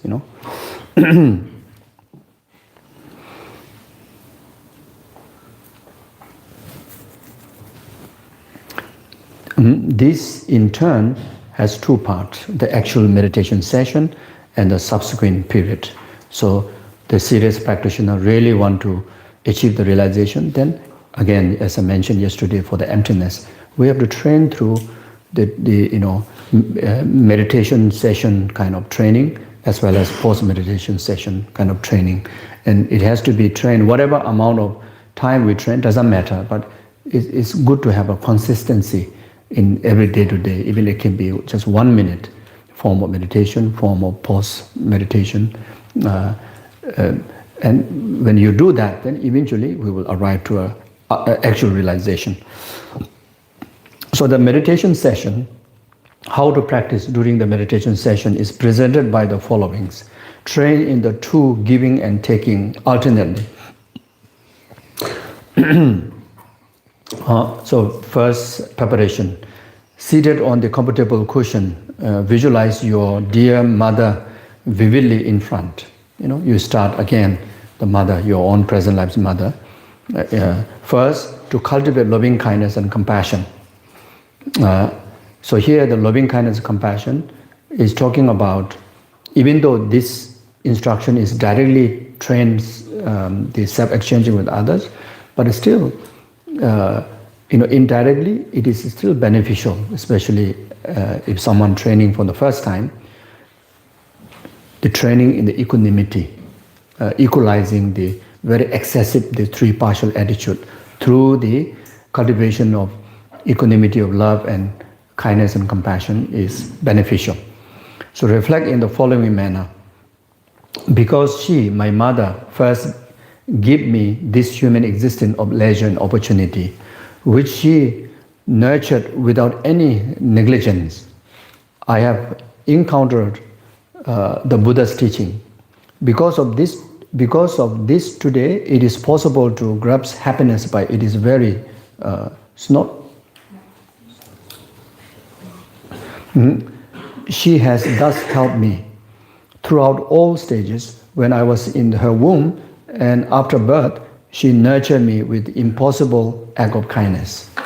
Not only that, since samsara's beginningless time, she has constantly watched me with eyes of love, perpetually held me with affection, and repeatedly protected me from harms and misfortunes. She has given me so much benefit and happiness and has thus embodied true kindness.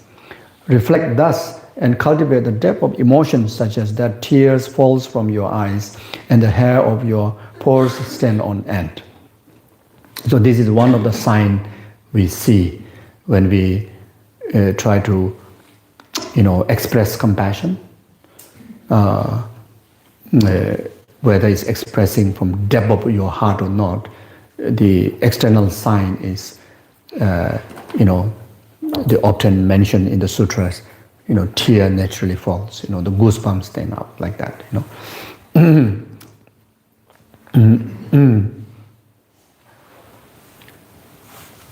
You should reflect how sad that she, my kind mother, has been wandering in the infinite cycle of existence with so many kind of suffering, all the while working for my benefit. So all the while working for my benefit, There are many mothers, just to find a food, they have to lie, find a food for you, to earn some money, in today's term, earn some money, They do certain businesses, that may encounter certain kind of lie. Who have to experience that karma? She have to experience karma. But how she create that karma? Because of she need to find a food to feed us, for education, for all sort of reasons, just to do something beneficial for us, find means to benefit us, but that may many ways possible of, the negativities are involved, even such, you see.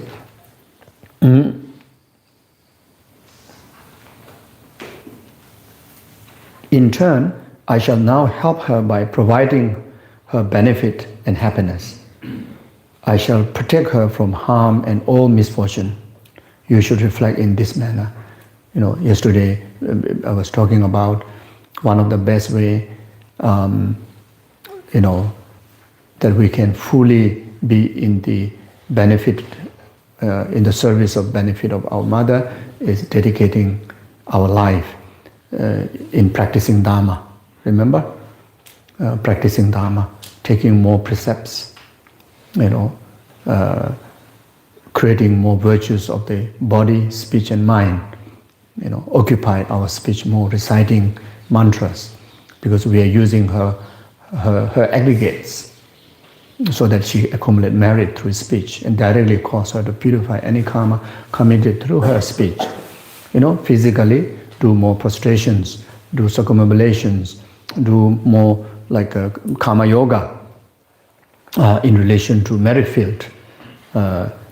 You see, so that way then, her whatever karma she committed through her body will help to purify through the conditions of your practice, accumulate merit for her to achieve Buddha's holy body.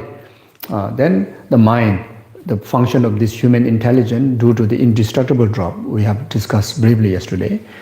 You see, now utilize this mind, human intelligence to to only meditate, to only think positive. Try very best to think only positive, only virtuous thing. You see, heart filled with dedication and motivations of being in the service of sentient being. You see, then develop the wisdom of emptiness. Which human intelligence has capability to do that. Develop bodhicitta. Our human mind have the ability to do that. You see, and that ability is very much supported, very much possible because of the mother have given this body, this indestructible drop. You see, so that's the best way to start, by ourselves living in the virtue. You see, then mentioned before, taking Bodhisattva precepts by yourself being in the mandala of Buddhas and Bodhisattva. You literally, even your mother may be not believer of the Dharma. She may even against certain mother. Doesn't matter. You know the value. You yourself getting into within the family members of the Buddha and Bodhisattva, you naturally help your mother to create at least the meritorious causes for herself. You see, so there's so much we can do. We can help our mother, our parent, especially our mother. You see, yeah. So we should do now. Not wait until I become Bodhisattva. Not wait until that. I become like well knowledge of Buddha Dharma. No, so impermanent. We may not have opportunity to even reach up to that. But what the value that what we have, we should do now. You see, and there's no harm in that, isn't it? There's no harm.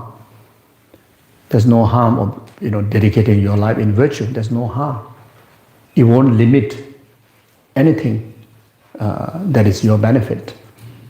It only boosts your goodness.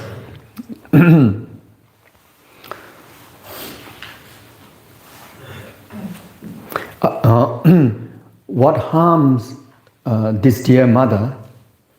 The suffering harms her directly.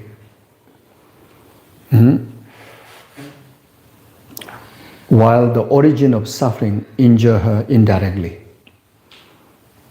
You see, the karma and the delusions, harm her indirectly. The contaminated aggregates, the imbalanced emotion and the physical aggregates, harming the mother. If she's still alive, then harming through old age, through different forms of sicknesses. We see that. If it's already passed away, if it's still within the sixth realm of silent existence, and she's going through that. So we must simply, urgently, help her, protect her.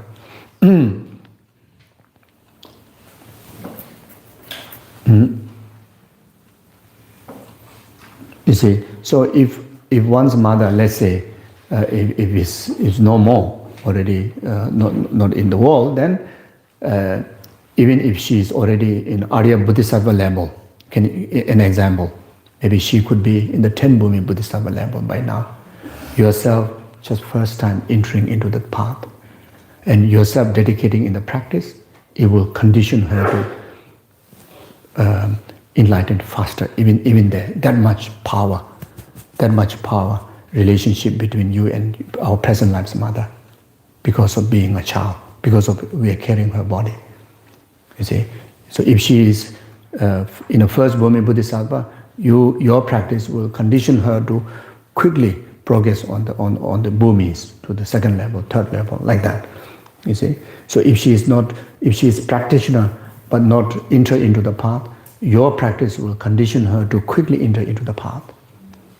You see, if she is in hell realm, your practice will quickly liberate her from, purify the suffering of the hell realm, existence of hell realm, and liberate from there to the higher rebirths. You see, so wherever she may be, life, not life, higher rebirth, lower rebirth.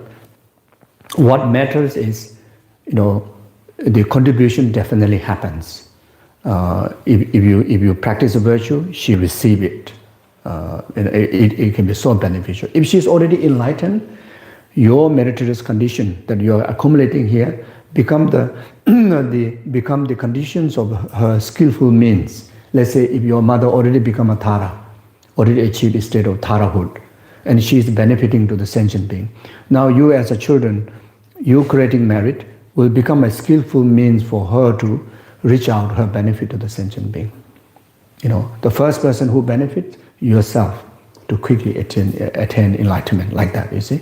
So, like that.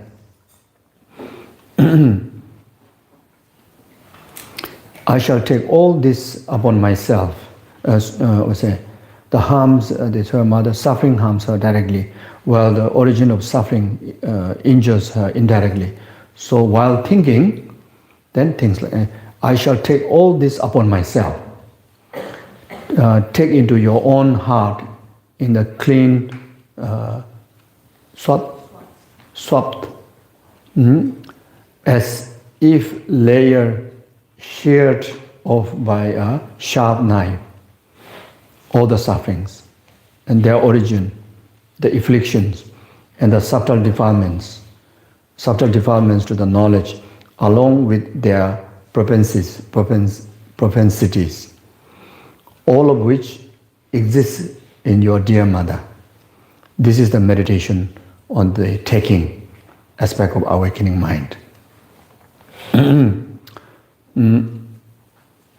So later it will introduce using the tools of breathing in and out, the Tonglen practice. But even if you don't use, just thinking, just in the thinking as a part of training your mind, let's say living, mother is a living person, she's if she has any inconvenience, obvious inconvenience, like suffering or pain, so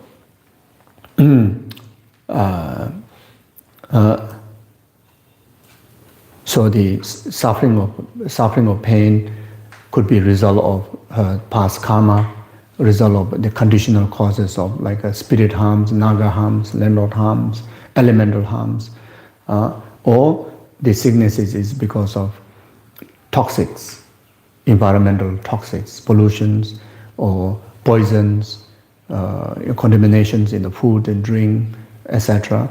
So there's a visualization,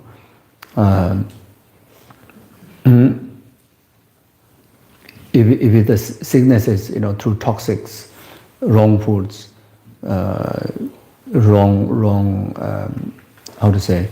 due to lacking of certain nutritions and lacking of proper lifestyle, etc., then in the form of blood and pus, all those sicknesses. You see, especially, so even though it didn't mention the breathing, tools of breathing, which is mentioned at the end later, but very initial way to train is using the breathing. So when you breathe in, then in the form of blood and pus, take into you. When you breathe in, through your nostril, or then ripen at the heart. Here, ripen to you doesn't mean it's talking about ripen to your body, ripen to the legitimate person. It's talking about ripen to the false I, the self-grasping ignorant, self-cherishing ignorant. At the heart level, you visualize it's kind of a rusted, very hard iron rod. It's like kind of like stuck here like that. This. Let's say if you want to grasp, if you want to feel, you want to see through our naked eye how it looked like the self-grasping ignorant and self-cherishing attitude. It looks like that. It's a nasty roasted, rusted iron, iron like kind of like so hard, stuck here, like that. So that is where it ripens. That is the self-grasping, ignorant, self-cherishing attitude. That is the false I ripen there. And that is the reason why you experience the suffering in mother. If this self-grasping, self-cherishing purified, there's no suffering mother out there. So it is appearance of your mind. Entire existence is appearance of your mind, projections of your mind. Exists merely in the quality of your mind. Buddha also exists merely in the quality of your mind. Suffering also exists merely in the quality of your mind. You see, whether you see mother as a Tara or mother as a sick, suffering person is dependent on the quality of your mind.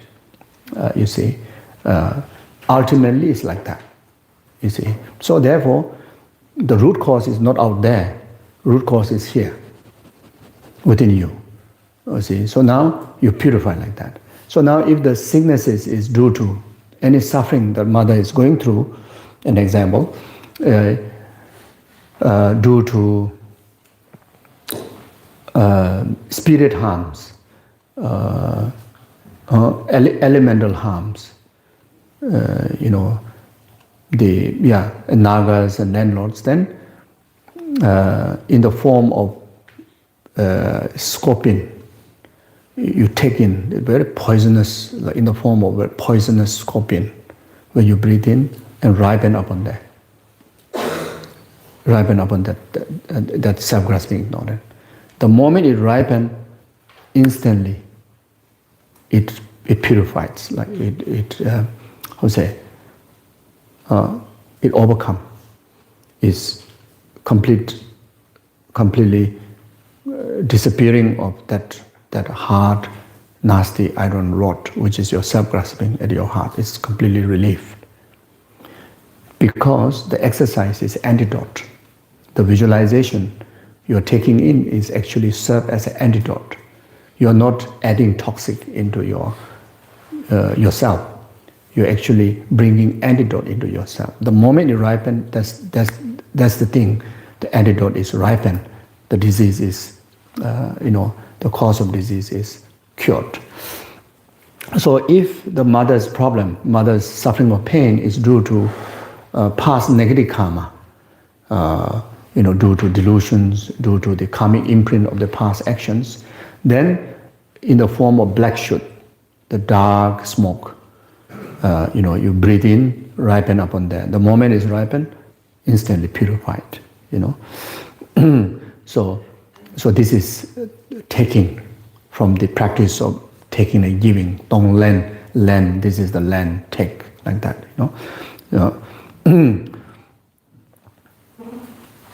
So you can do this.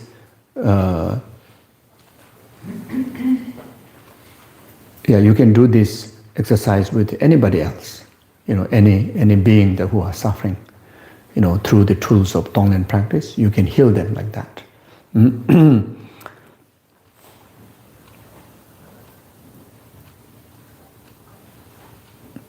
Now, if the mother isn't, not at all in the suffering of pain, then you use the suffering of change.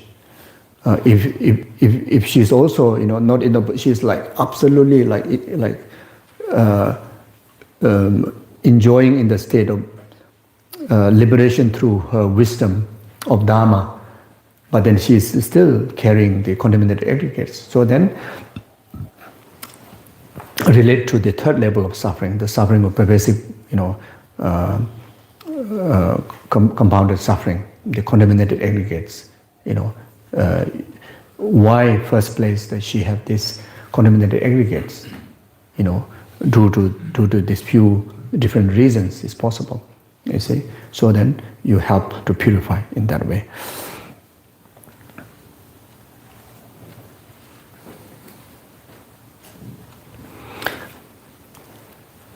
Again, thinking, I shall myself seek the complete happiness of my dear mother, unconditionally offer your body, wealth, and all your virtues to your mother. So now it's tong, it's a giving practice. This is the meaning of the following line of the Guide to the Bodhisattva's Way of Life. To accomplish the welfare of sentient being, I shall turn my body into a wish-fulfilling jewel. Imagine, therefore, your body, wealth, and the roots of virtues as a precious wish-fulfilling jewel. From this emerge for your dear mother all the conditions for engaging in spiritual practice, such as food, clothing, shelter, assistance, as well as reliance on the spiritual teacher, all the condition favorable to the attainment of enlightenment, whatever she wishes. Imagine, because of this, that your dear mother accomplished the accumulations and attainment Buddhahood. This is the meditation on the giving aspect of awakening mind. So then, now when you breathe out, then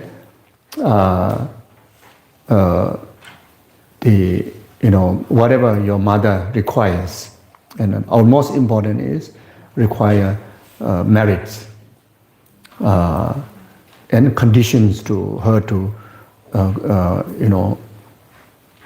her to create merits. She need to actualize wisdom of emptiness, attitude of bodhicitta, her to be liberated from the bondage of entire limitations. Yeah. So you dedicate.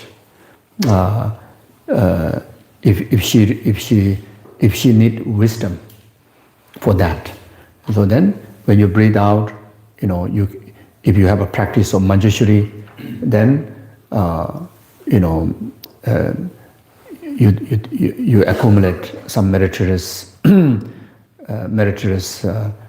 virtues in relation to manjushri practice, like reciting Om Arapasanati, the mantra, or visualization of manjushri.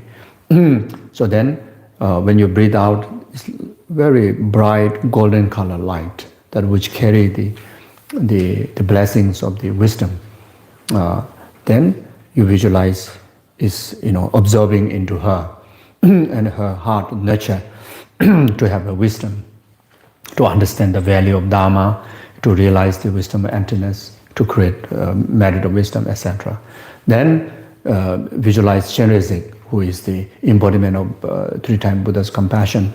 Then when you breathe out, very bright white light, which is carry the blessings of the compassion. Again, similar way, ripen on her heart nurture with compassion, create the meritorious, the method aspect of meritorious conditions for her to achieve enlightenment, including, realizing bodhicitta. So you can visualize like that.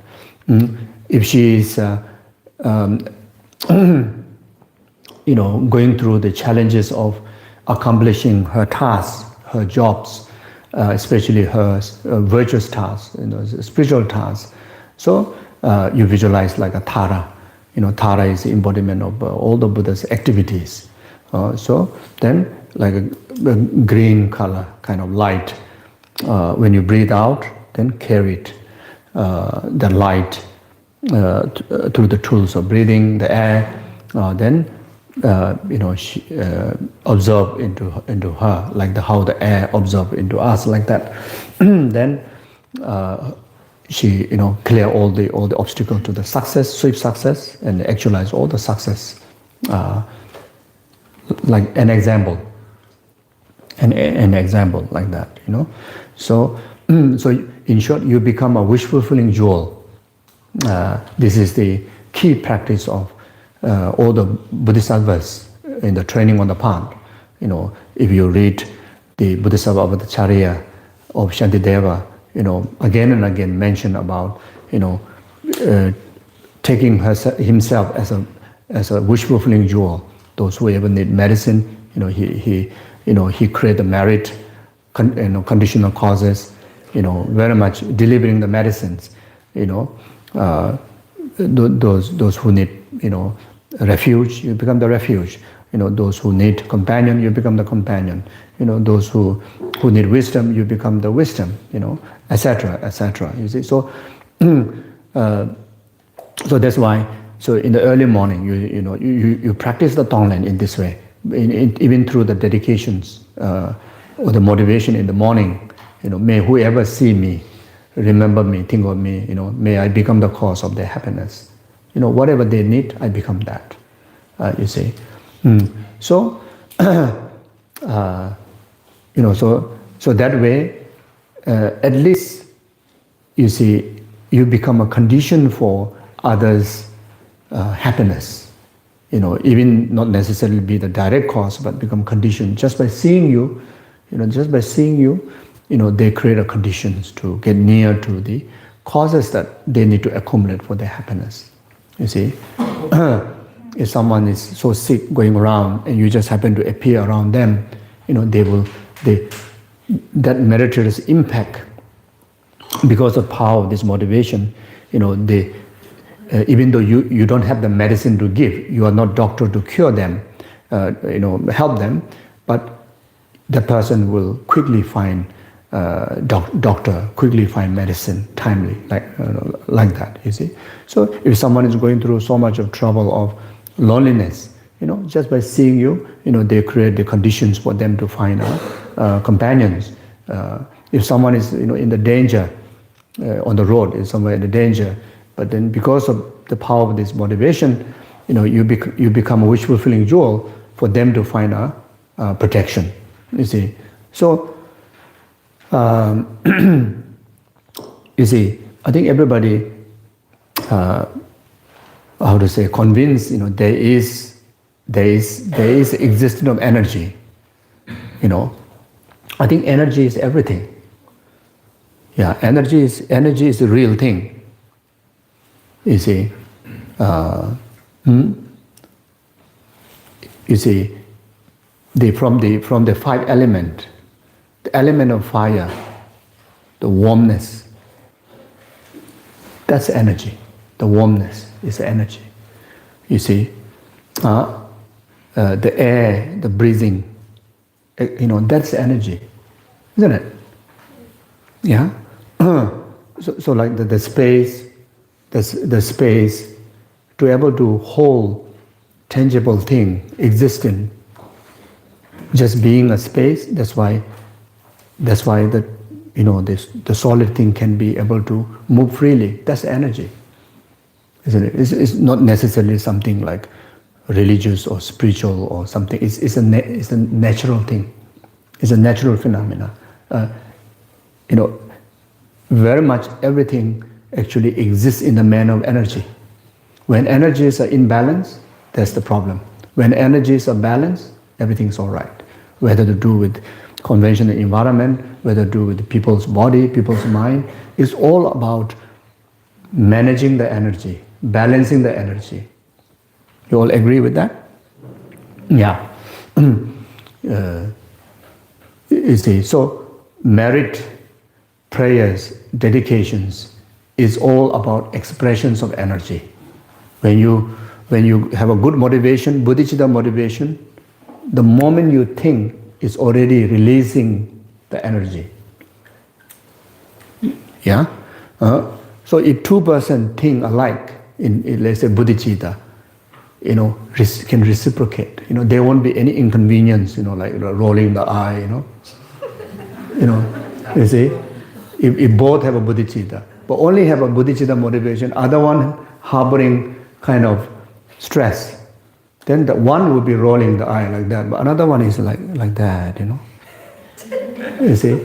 So, so how wonderful everybody carries this positive energy. How crucial in two persons' relationship, either husband and wife, or children and parent, or brother, sister.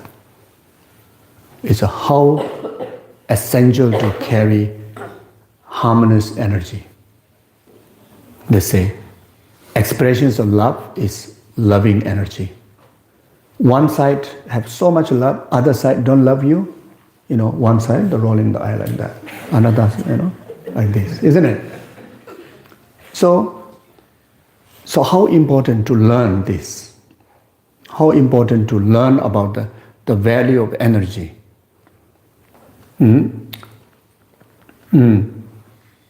So if there's anything need to fix between two persons, difficult relationship is you need to fix the energy. You see, so fixing energy, not just fixing the thought, you can fix the environment. You can even maybe fix the painting. You should have a different painting energy, different painting. That very dark kind of like ghost look like a painting out there should change. Put a nice, beautiful, bright flower kind of painting. That also fixing energy. Just recently I visited one family house. Money term, super rich. Is already boasting, I'm the richest person. And also confessing, I thought money can fix everything, and I realized that was wrong.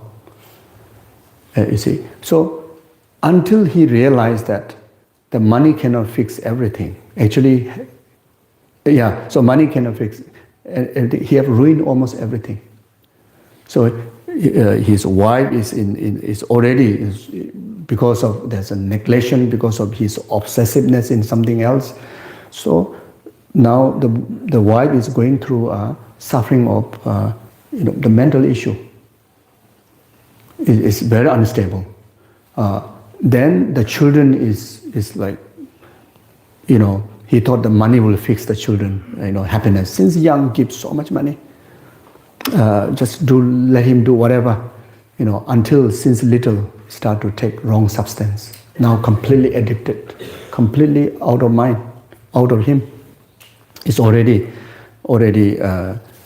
it's adult, but it's completely ruined his life, And even for the past years, he been feeding. You see, it's almost like, okay, you go and get the substance easily because money is here. You see, it's not at all want to face that this is not this is bad for him, and I need to kind of find way to rehabilitations or whatever you want to say. He said, don't want, because it's suffering for him. It's my heart. He's my heart. He's my everything. So fine, it's okay.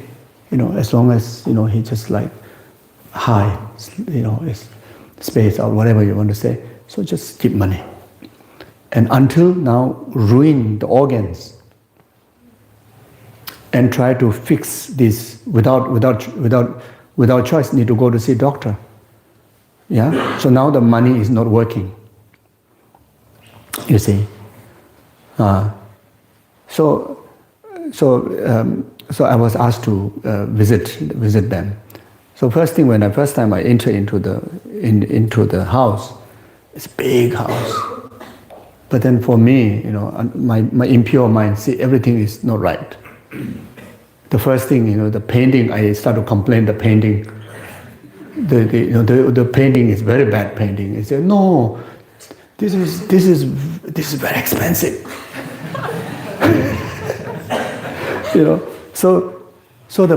So the painting was like this. It's completely black and white color, huge. Then is a man, completely no hair. But if no hair, put a robe, it would be nicer. But it's naked. You see? So not only naked, it's pregnant. So it's like that.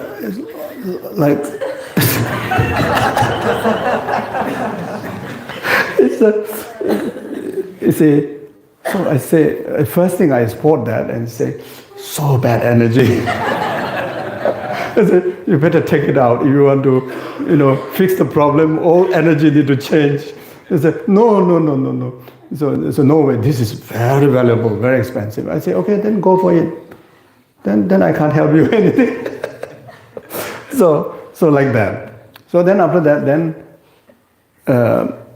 I flip up this way. So the entrance is, the step walk up. then this way there's a big wall. So after I see that, then I see like a worse one. But that is even bigger, huge painting. So in the center, there's like some colors there, and it look like maybe like human being flying like that. Then all surroundings are like ghosts. It's like chasing like that, like that, So I just feel uncomfortable. So I say, oh, this is also very bad. So I said, I said everything is very bad.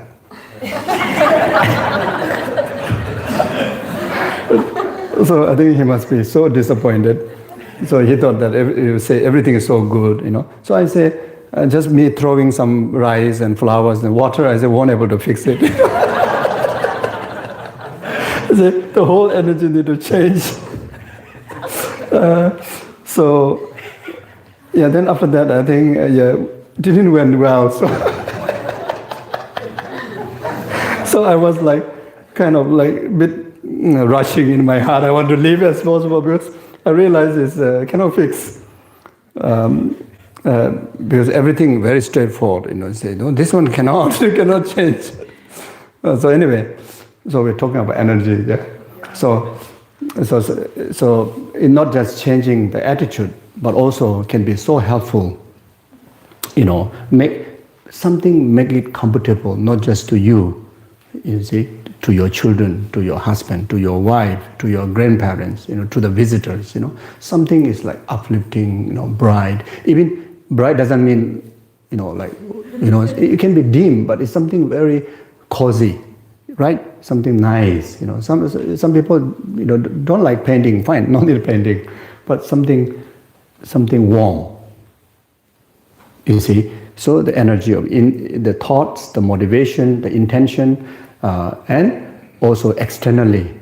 So sometimes even maybe the bed this way is really like don't feel sleep. You just change this way, maybe possible, maybe better sleep. Sometimes you check it out. From all means, the energy need to fix. Okay. So everything is energy. So you see, even I would say, this very sacred tantra is all about activations of the greatest, the most sacred energies, and balancing it. When the balancing is accomplished, and we call you achieve enlightenment. You see, so the happiness, even from very very ground level, how quickly that we can enjoy life, enjoy family life, enjoy single life, enjoy friendship, whatever it is all about how much, how well you manage to balance the energy. You see, even like physical health, it's too much heat, sick, too much cold, sick, too much wind, get sick. You see, so all this, the either you can say 5 elements or 4 elements. You need to balance it, isn't it? That's what we do. You see, if we feel too much heaty, we drink more water, isn't it? Like that. You see, so yes.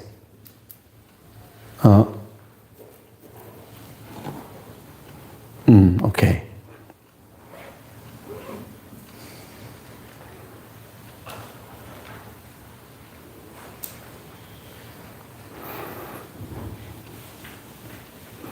In this manner, first cultivating loving kindness and compassion, combine giving and taking, undertake their practice so that your heart become even more moist and ripe than before.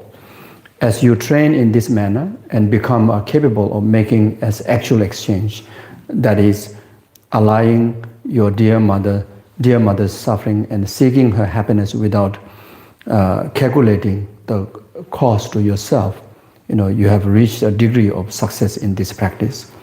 The measure is that if your mother were to be reborn in the hells, for example, you would without hesitation plunge into the burning flames to rescue her, isn't it? Everybody would do that. Then proceed to the second session. First, cultivate love and compassion towards all sentient beings, and then reflect. When I generate the mind of awakening, I give away my wealth and root of virtue to all sentient beings. I pledge to accomplish their welfare, taking this responsibility upon myself. I must now undertake this in actually. As before, you should combine giving and taking and train in them. Here, when you engage in the giving, imagine each and every sentient being receiving a complete set of your body, wealth, and virtue. Give this away wholeheartedly and with no conceptual elaboration, thinking whosoever desire, take them. Do with them whatever you wish. Regard yourself as a medicinal tree, discarding joy and sadness. Train with the mind. Recite the following word loud. You should pray. May my body, wealth, and root of the virtue that I have unconditionally given away become food, drinks, and clothing for those who lack them. May they become shelter for those who lack shelter. So sometimes you can recite, such words. So even you recite Om Mani Padme Hum, carry this meaning. So if you cannot recite these long lines, you can recite Om Mani Padme Hum. So for some time, you just try to understand the meaning of Om Mani Padme Hum. Like such as all these meanings are meaning of Om Mani Padme Hum. So then just recite that mantra easily and get reminded. So in this way, think, may I become the sole cause of the happiness of both samsara and nirvana for all sentient beings. May I become the cause of eliminating all their sufferings. May all higher qualities and fruits of the path of the all sentient being become into being independent upon me. Train with your mind and receive this aspiration as well. When training in such manner, you should rejoice with the following thought. So think like that. Given that even the Buddha have no aim other than the welfare of sentient being, joyful indeed it is that I have the opportunity to implement from this very instant the hard practice of the great Lord of the 10 levels. So by rejoicing, understanding the work of Buddhas and Bodhisattvas, they do this. They be fully in the service of sentient being. So even though I am just a beginner, I'm just fresh beginner, I managed to do very much same way. So how amazing, So how amazing! You should acknowledge like that. Encourage yourself like that. This is very important. Instead of thinking that I'm not yet Bodhisattva, give up, or I may not do well, then give up. What can be benefit this tiny, immature practice, So we cannot think like that, We should even, not comparing, but even what Buddha does is in their very best, you see, and all sentient being directly, indirectly benefits. So I can do equally in my very best, whether it's impacting very obviously or not, but definitely it is reach out, you see. So again, take upon yourself this subtle obscuration to knowledge that exists within the disciple and the self-realized one.